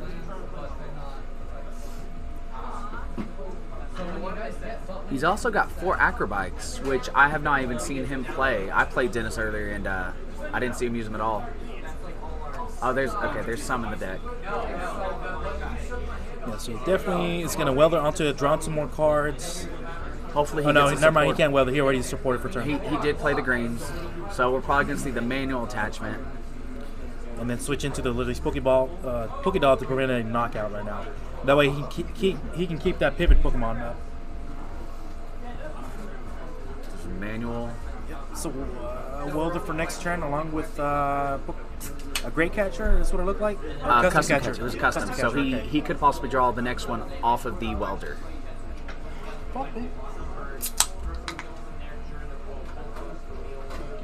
Alright, so we could possibly see a Stellar Wish.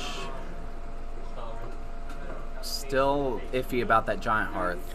Yeah. Oh, Okay, it's going down. so he's going to bump the Ultra Space. Which, that hurts Dennis because he needs his Persephons, his baby Persephons. Right. If he to can cut streamline off those attacks. If you can cut off that surge power and just knock out the only baby Persephone, Because he'd rather let him get more energies at this moment since he's only got 1. But if it was 2 Persephons down, yeah, it would have been a different game out there. so he discarded one of the switches. He plays 4, 1 still in his hand. So we could possibly, if we see a welder here, we could possibly see drawing into the Ninetales. He might have enough energy to take out the Persephone with the 9 Temptations. Absolutely. I mean, he can evolve this turn, he can get it out and take care of business with it. He's also gonna have to switch. He's got switches in hand as well. Right. What would he use to take it out? I mean, He could possibly use Turtonator. The Victini, I don't think there is enough in the discard. so it looks like he might be possibly going into it. Baby Persephone is 120, so he would need 6. Oh, there's a Heat Factory for the next turn. Oh, there's the Ninetail. Ooh, but there's not enough energy. Oh, wow. Okay, but he's gonna get ready. Well, if he's got 2 energies in hand, He's still cut off he's the still surge got power. Stellar Wish as well. Okay. Potentially get a Fire. Oh no, he doesn't play Fire Crystals. So I don't think we're gonna see it here.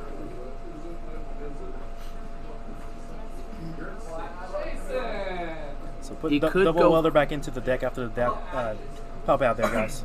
So he could also Stellar Wish for possibly a Flint. Try to thin out the deck. Tell me there's kids in here. At least I only said that one, not something worse. All right, so a fresh Stellar Wish here that could possibly get him a key card that he needs to take out that Persephone.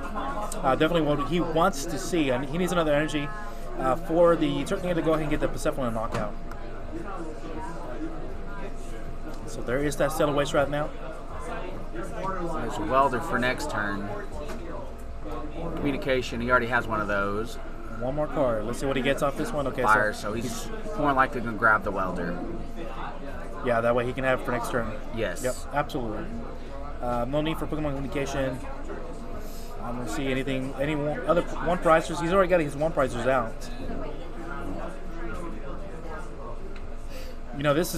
This is not a let's play fast kind of deck right here. This is you got to take it slow and make sure you get your knockouts ready. Because if Jerome is not careful enough, he's going to lose to that Persephone because it can easily get those energies out.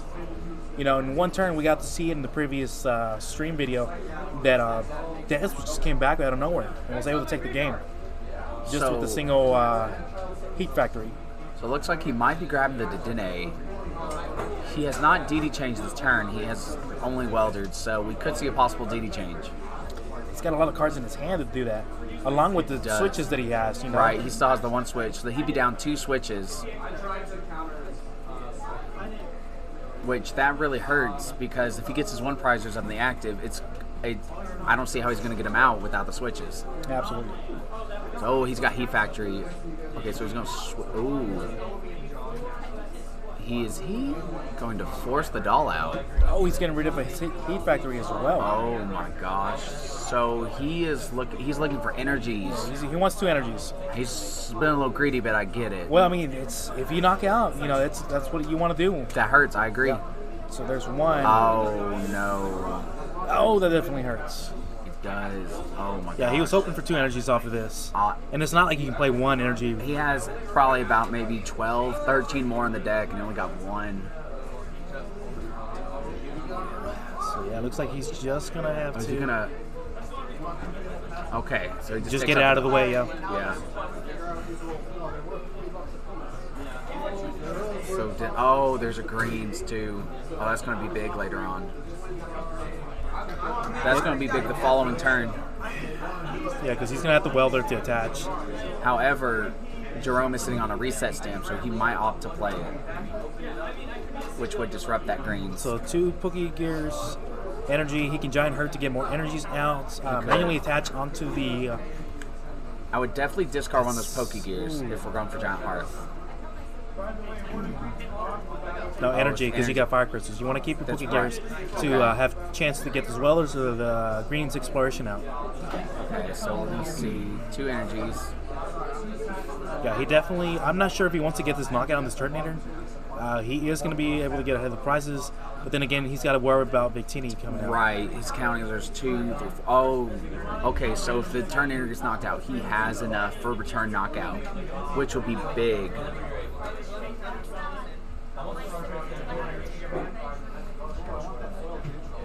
So we're probably going to see back-to-back knockout. I'm not sure. Yeah, I don't know if he wants to play that Persephone just yet, actually. It's just going to be a target for the Temptation Ninetales, right? And then let Jerome to get ahead of the prices, you know. I think Dennis sees that, so... He's going to need 3 energies to get this knockout. Oh, man, that hurts. And I didn't see a fire. He could get it in the next turn with greens. However, that denies him a welder. Okay, so he's just going to go, Poke Gear right off the back, which would kind of hurt because, you know, Jerome does have the reset stamp. Great Catcher would be awesome right now, actually. That's a whiff. That's a whiff. Great Catcher is good because you can get the prizes right now, but yeah, no supporters on that. So you could use the other one. However, if Jerome opts to play that reset stamp, then they were deemed worthless at that point, but we'll see. So it looks like he is just going to have to get 3 energies to get that prize. That 1 prize right now. Jerome is playing it safe. He's only sending out those 1 prizers. So we see a giant, what is it, Heat Factory from the prize pool.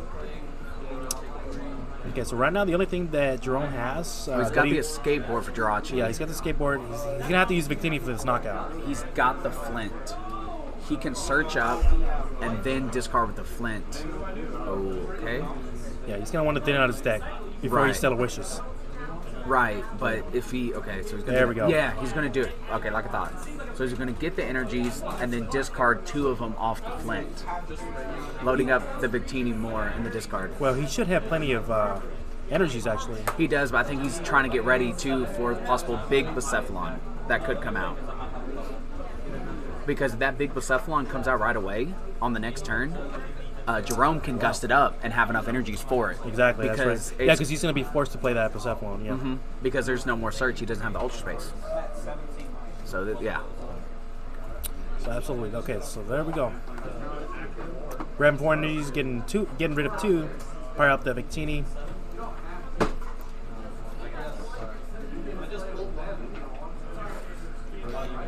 Yeah, it's looking like game 1's going to finish up here pretty soon.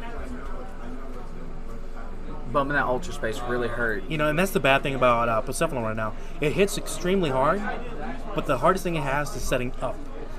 With the next format, it's going to be able to set up. I think it's actually be pretty good. the next format. So the next format, you could possibly start off every turn with 11 cards in hand. Yeah, because you're going to have quick balls, you're going to have a lot of more cards to be able to search out those Persephons. None of that, you got Lucky Egg, you're running Oricorio to draw into more cards. You put some variants will possibly run Rosa as well. Exactly, I don't see why not. So it looks like The deck's going to be very versatile. Is he going to get a Charizard or either Heatran ready? Heatran would be awesome. Oh, it looks like the Heatran's... Oh, no. Oh, Heatran would be... Yeah, it would have been the card to get to. Wow. That's his deck. That's crazy. Yeah, we still got a long game to go ahead if Dennis keeps putting out basic Pokemon down. Or either gets more Lily's Pokédoll. He might, if anything else, he might promote the Kartana and try to leave it. However, there is still the 9 Temptations. So there is a Stellar Wish. He's got the Escape Board. So he has Knockout with Victini. Would it be...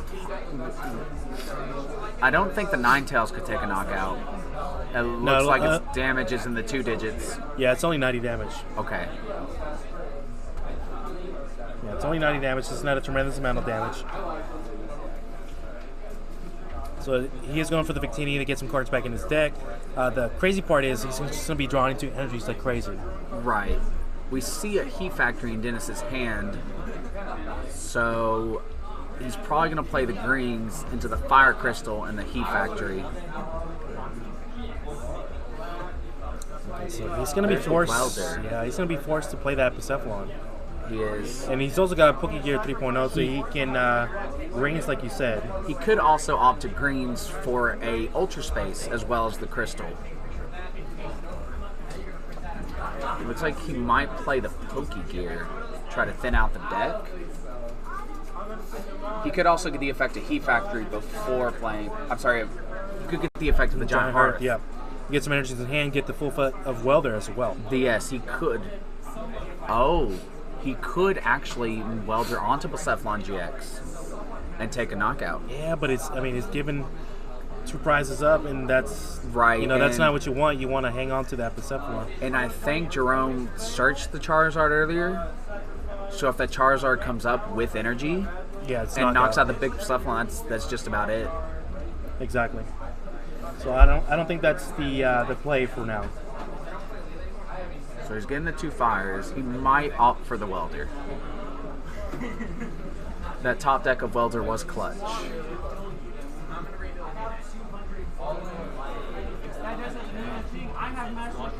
Yeah, so let's see what he's gonna.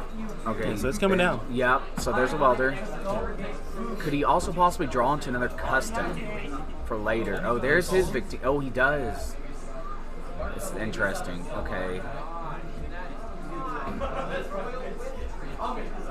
Yeah, definitely interesting. Victini, that way it's another 1 prizer, gets some energies back in the deck. He's got double custom catcher right now, which would help him. He can manually attach to the Victini, or is he going to discard off a Heat Factory? Yeah, this is tough right now. Does he kill the Victini or kill the Ninetales, There's a Fire Crystal, so more energies in his hand. B-String. However, we're not in B-String turn yet. No, we are not. Not yet. Yeah. So we're definitely waiting to see what's going to happen here. Not being able to draw into this baby Persephone, really hurts this current state right here on Dennis' side of the board state. I think Dennis might need to focus on getting that Victini ready. To keep the 1 prize or trade going. Right now they're tied to, 5 and 5 prizes remaining. Right, I think he took a knockout earlier on the Turtonator. Oh, man. Yeah, you can't play another Stadium now either. So if this goes through... Bursting Burn. He could, Yeah, okay. Bursting Burn to stall him out for a turn. That way... but Jerome's got switch mechanics. Right, but I think he's discarded 2. Oh, he's going for it. Okay, so he lost him 2 energies. Okay, so he's trying to get ahead of the prizes here. So we're going to see what the Stellar Wish gets. So now we see Jerome's hand. He's got the Charizard like I thought. He has the Stamp as well still. Well, he's got cards right now. Yeah, he's gonna go for. Does he have welder? He's got the. He's got the welder attachment. He's got Charizard knockout. He's got it. Okay, he's got Charizard knockout right now. Oh, he still needs one more energy though for attachment. That's okay. He's got Heat Factory as well. He's got the welder he just drew into Giant Hearth. He's got the energy. Yeah, that Giant Heart's definitely gonna help him right now. Yes. Oh, there's the energy attachment for turn right there. Okay. Does he want to Heat Factory, draw into more, and then Giant Hearth? I mean, he's got guaranteed energy. Right. That way he can thin out the deck as well. He might not. His deck was really thin. And Dennis is playing one prizer, so he might try to stall out. Oh, he is. He's going in. Another energy. It looks like a Vulpix. And was that a Prism? Ditto Prism. Yeah, Ditto Prism. Okay. Oh, Reset Stamp is not going to help right now. No. I think he'll play it if the Charizard gets knocked out. If the Charizard gets knocked out, though, I didn't see any other attackers. And a Vulpix. But the likelihood of that happening right now, I mean, Dennis is going to need a tremendous amount of key cards and combos to make it happen. Right. Plus, if anything, Jerome could get his Heatran off these prizes. And that would be great with all the energy on the board. Yeah. And you don't even have to use the ability. The Steamy Stomp for just 3 can easily take out a Bucephalon. 130 versus 120. So let's see what we're gonna have to do. I mean, he's got the knockout here with the GX. I'm not sure after this GX if, well, actually, Dennis might concede for this round as soon as this knockout's taken, and he does not top deck anything good. I think that would be the best bets, or go into game 2. We still got that Victini, but I don't hardly enough energies. I mean, just what do you do with that hand? You can't weld them at the same time that you're gonna greens. You've got Ultra Space. You don't even have welder. Yeah, you have Ultra Space to get one out. We're in Beast Ring turn. Okay, so there's the Heat Factory with 1 energy. So, two Fire Flints. Could he possibly load up a baby Bucephalon? Yes, he could. 2 Fire Flints would give him all the energies. Yep, he absolutely. has Welder, so we could see a possible return knockout. No, he's got greens. He's going to want to Fire Flint first. Okay. To get the energies out to thin out the deck to draw into a weather. If he's even got... Oh, I don't think he has one. Was that the last one? I don't think he has one. Oh. Yeah, so Beast Ring right here. Okay. Okay, so he might not need Welder at all after this. So we might potentially see a knockout here, guys. And this will be a game changer right here. Extremely game changer right here. Yes, especially if those if he didn't get that Heatran. So Dennis looks like he knows what he's doing. He's getting ready. So he looks like he's about to do the manual attachment. Yes. Okay. So here's the manual attachment. He's going to be able to get for sure 4 in hand. He's got. Ooh, what does he get rid of though? Not the Victini. You want to keep the Victini for sure. He might be going for a Victini play. I don't know if he was counting. Or he's keeping his options, right? Right. He could discard the catchers. I don't know how useful are, because if he takes this knockout, the catcher's going to be pointless because he's only going to be at 1 prize. Yeah, I mean, he's got But he's got to keep those other fires in his hand. Yeah. So it looks like he's going to get rid of the Fire Flint along with the Pokegear 3.0 to get this knockout. Okay, so he has 3. So this is going to give him 4. If he has them all in there. Oh, it looks like just 2. Oh my goodness. So that'd be 5. He won't have enough. This is terrible. This is terrible. That literally might be it. There's no Fire Crystal. Yeah, that's 200 damage in his hand right now. Oh, that's right. Yeah, he can greens for Fire Crystal. Okay. So he's got it. Yeah. I forgot he did not need the Welder because the That's right, Beast Ring turn. That's right. And hopefully he draws something useful off the top decks. And now this is crazy. This is what I was talking about. Either it's going to be a scoop for game 2 or get a phenomenal crazy turn. And this is what we're seeing right now. He's getting that crazy turn that he needed to stay in the game right here. So however, this is going to hurt because if he... So, like I was saying earlier, if he knocks out the Zard, there could be a reset stamp, putting him to 1, but Jerome's still going to have to get an attacker ready. Yeah, and I don't know what else he could... he could attack with Ninetales, but it's going to be a 2-turn a two-turn process there. Right. Because if he continues to knock out, I don't think he got. And I didn't see the heat train. Yeah, in his he didn't hand. get the heat train in his hand either. So that's rough. So just one fire crystal. I think one fire crystal was necessary. Probably should have hanged on to the other one just in case reset stamp. Yep. Okay, so here we go, guys. We're about to see this great knockout on this little baby Pokemon versus this giant HP tag team Pokemon. There is the 300 damage right there from the baby Pasephalon. Gone right now, guys. So 3 prizes for Dennis right here. So let's see how he reacts. So it looks like he popped up another Pasephalon, Green's Exploration, and something else. So now we got to see what Jerome is going to do. Where's the second Ninetales? He's got Sabriska.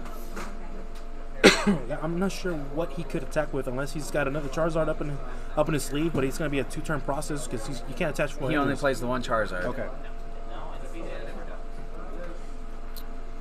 So yeah, Dennis taking that big beefy Charizard out of the game definitely hurts. Is that his deck? Yeah, that's his That deck. is his deck. Yeah, that's his deck. Oh, wow. This is close. I'm just not sure how he can get these last knockouts.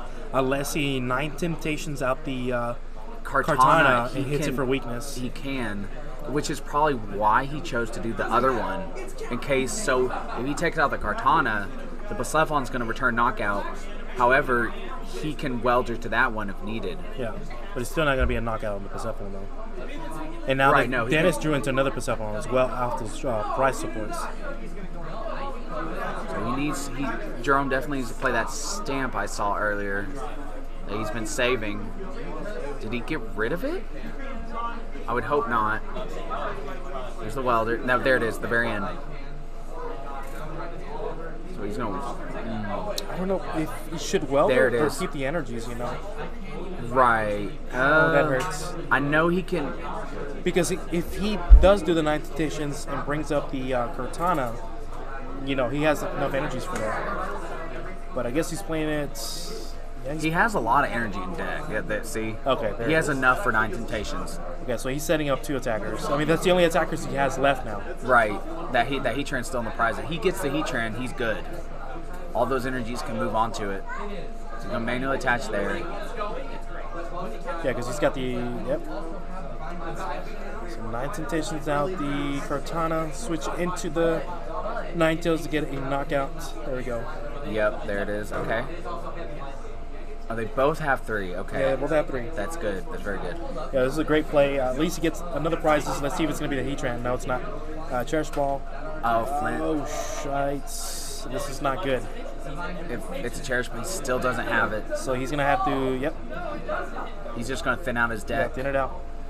So if Dennis doesn't draw a Pokemon on the next turn, then it's going to be next game. Yeah, because, I mean, Jerome can't take this knockout right now. Oh, game 1. Okay, so it was enough to get the knockout on the, yeah, that's right. Ninetales only has 100. Oh, that's right. Yeah, the 1 prize remaining, that's all he needed right now. Oh, that was close. That was an extremely close game. Oh, man. First game right there, guys. Dennis takes game 1. Dennis the Menace takes game 1. Crazy good turn right there. Oh, man. Okay, so now, you know, power shuffling, this is going to determine if it's going to go to game 3 or not. Right. If both players can set up, you know, we're definitely going to see a great match for this one right here. We do want to see them both set up because we want to, you know, see a good show. Right. See a good show. This is what we're streaming. This is where everybody's watching. So I think if Jerome had found a way to bump the stadium, did he not have a Heat Factory in his hand? I can't remember. I think Dennis was the one who played the Heat Factory. Or did Jerome have one as well? No, they both have heat factors. Because I didn't even think of using the Giant Hearth just for the energies.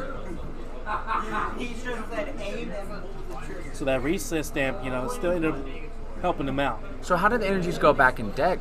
When what? when he flinted, I thought we only saw 2 come out. He didn't flint. Giant hurt. I know, but earlier, I thought I saw, or maybe not. Okay, so it looks like they're about to get ready for game 2 here, guys. Now this is for the finals. This is for first and second place right here, guys. I think Jerome might want to go second for the possible first turn knockout, since the Blacephalons have low HP. Mulligan? Both. All Okay, right. so it cancels each other out. Okay.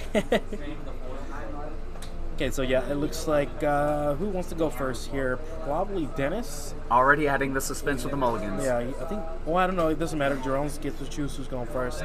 So he's gonna go first. So that way he can get the Ninetales ready up, which has been crucial for these matches for him. Yes. Ninetale has been putting a lot of work in. We even saw it being used to attack, Exactly. which is something you never see in Yeah, abilities and, art. and get that knockout on the Kartana.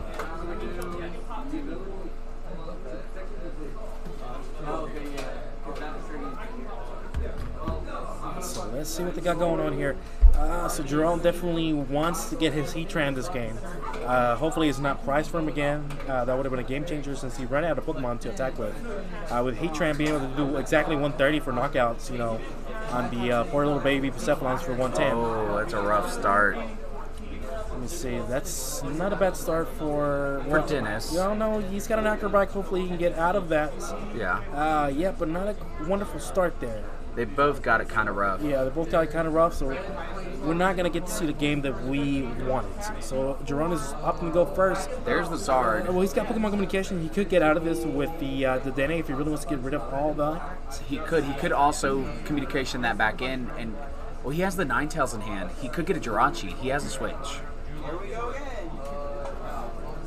He could do that, possibly Jirachi into a Welder and Welder onto the Zard. Yes, that could be a play. It's a risky one, though. It is. You know, you limit it in how many cards you can see. So we're about to find out what he's going to do. He might bench the Zard. I'm not 100% sure, depending on what he gets out of here. Okay, so There's Heatran is Heatran. in deck. There's Turtonator. Victini is in there as well. So all his main attackers that he's going to need for this matchup are in his deck at the moment. I didn't see the Lopunny. The Lopunny's not relevant, though.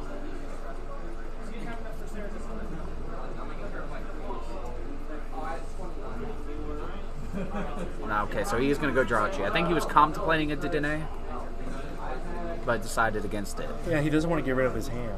No. Not just yet. He's got switching hands, so he's going to... I don't know, it's risky. I mean, he's got a full deck right now. If he had a thinner deck, be able to hit the key cards that he wanted. Right.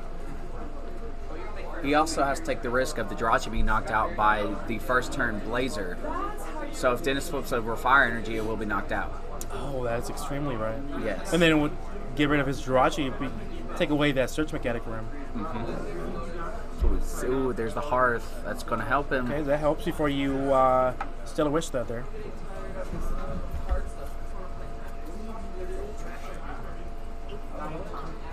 He's thinning out the deck before he Stellar Wishes here, which is great.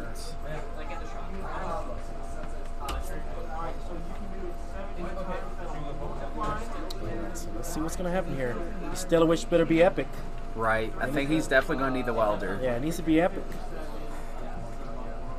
Along with Dennis's top deck, needs to be off the chart, or at least that Acrobite. Get some energy. Vulpix. There's Flint. He might opt Yeah, that's not bad. Ditto. Oh Okay, no. So it's going to opt into the Flint. He's going to have to. Yep. So now he is stuck right now. There's no other way to get other Pokemon out, or the ones he needed. Right. But at least he is going to get the thin out his deck. Well, I'm not sure. He's got... I don't know if he wants to get rid of the cards he has. And there's no guarantee that we will see the Blazer pull off. Like I said, Dennis is going to have to flip over Fire Energy. Like,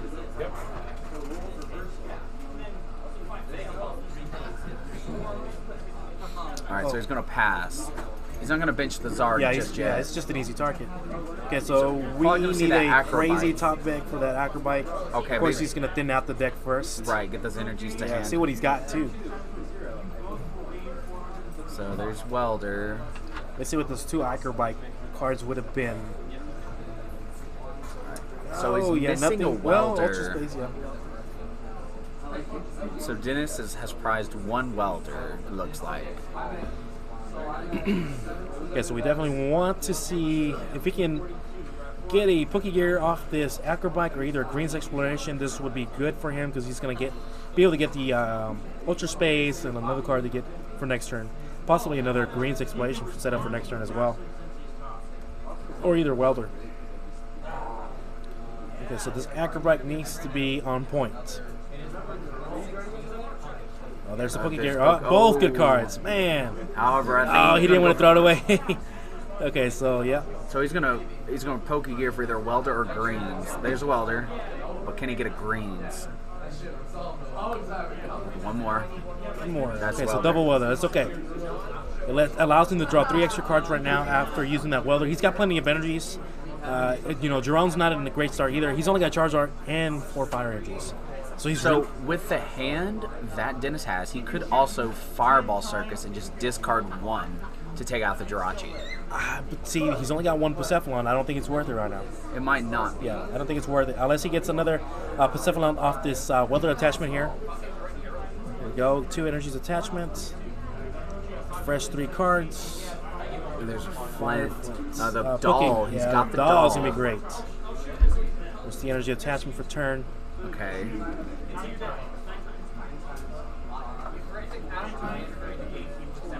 So he's got 1 catcher. He might opt to keep Persephone on the bench and promote the doll, Yeah. hoping that Jerome will play something bigger and catcher it out. That would be the play. That way, it buys him another turn to set up properly.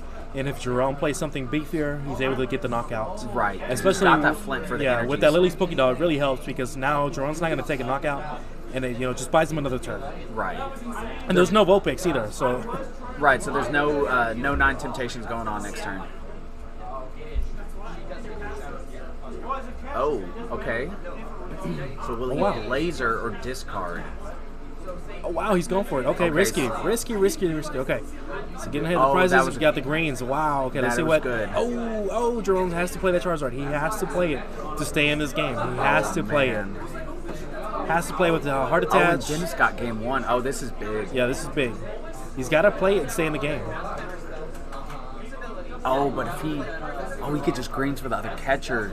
Oh man, greens and Flint. That's it. Oh my gosh, Jerome's feeling it. Yeah, he was hoping for a crazy top deck off of that. Oh my gosh. He's Okay. gonna have to, and then that's Dennis's play. Yep. The catcher and the Flint. Yep, that's going to be the play. So, yeah, bench the Charizard attached to it and then pass. Okay. With the giant hearth, he has enough energies for And both not only that, knockouts. Green's Exploration as well. Yep. Yep. Yeah, he can get the custom catcher with greens along with the fire crystal. So, you're gonna okay. I would have discarded the. Okay, that's No, fine. it's fine. He can get it back with fire crystal. That's true. So he needs okay. 1 custom catcher, fire crystal, and this is going to be putting him ahead of the games. This is yes. Yeah, this is huge. Huge right now. So we're gonna see the greens. Okay, where's the greens? He just needs 1 cast. Yeah, and the fire crystal, as long as he's got extra, how many energies is he? Yeah, he's got plenty. Plenty with the 4. fire crystal. Okay. He only needs 6 total. He's already got, what, 5? He could also opt to get the fire crystal instead of the Flint, so he didn't have to discard.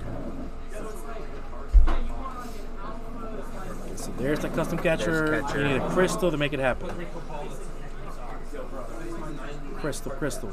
There it is. Yeah, okay. All right, so we are going to see this combo, guys. We're gonna see the knockout, and then Jerome's gonna have to top deck just heavenly. Yeah, heavily to stay in this game. He needs a crazy epic pull from the top deck off this one. But that Charizard is going to go down this turn. So there's the fire crystal getting 3 energies back from the discard pile. Yep. Yep. I think Jerome's seeing it. So, here we go, guys. Yep. Plenty Here of we energy. go. Plenty of energies. There's the double custom catcher right Oh there. man. With 6 energies to get this knockout here. And there still it is. 1 left over. There we go. So now Dennis is at 4 or 2 prizes remaining with So- Jerome still at 6. Skateboard. Okay, so it's game. Yeah, that's it. Wow. Okay, so that looks was like game 2 Baby right there. Persephone. Yeah, Baby Persephone is the winner of this League Cup tournament here at the Underground Games, guys, in Copperas Cove, Texas. What a crazy play from both players right there. It's just, Jerome was not able to set up on that game. Did amazing first game and was able to use his single prize attackers to, make that a 50-50 challenge right there for you guys. All right, guys, so we will be posting more information about our upcoming Ursaring Circuit Series, guys. And the dates have changed. The 21st. The 21st of March. We changed the date that way. other League Cups or anything is not at the same time, and more people can show up to the Ursaring Circuit Series. Now we are going to have the cash payout, guys, for the first place. So if you want to come and win some cash prize for $400, along with some cup points or seasonal points, then come out and visit us. Follow us on our page at Team Ursaring, Facebook.com, and also we are on YouTube, Desos, and on Twitch as well. We will be posting our information on both on the YouTube channel along with our Facebook page. So if you want to keep in contact with us, just follow us on Facebook and on Twitch and on YouTube as well, guys. All right, guys. So that's it for our League Cup challenge that we had here at UnderGound Games, and we'll catch you next time, guys. Peace out.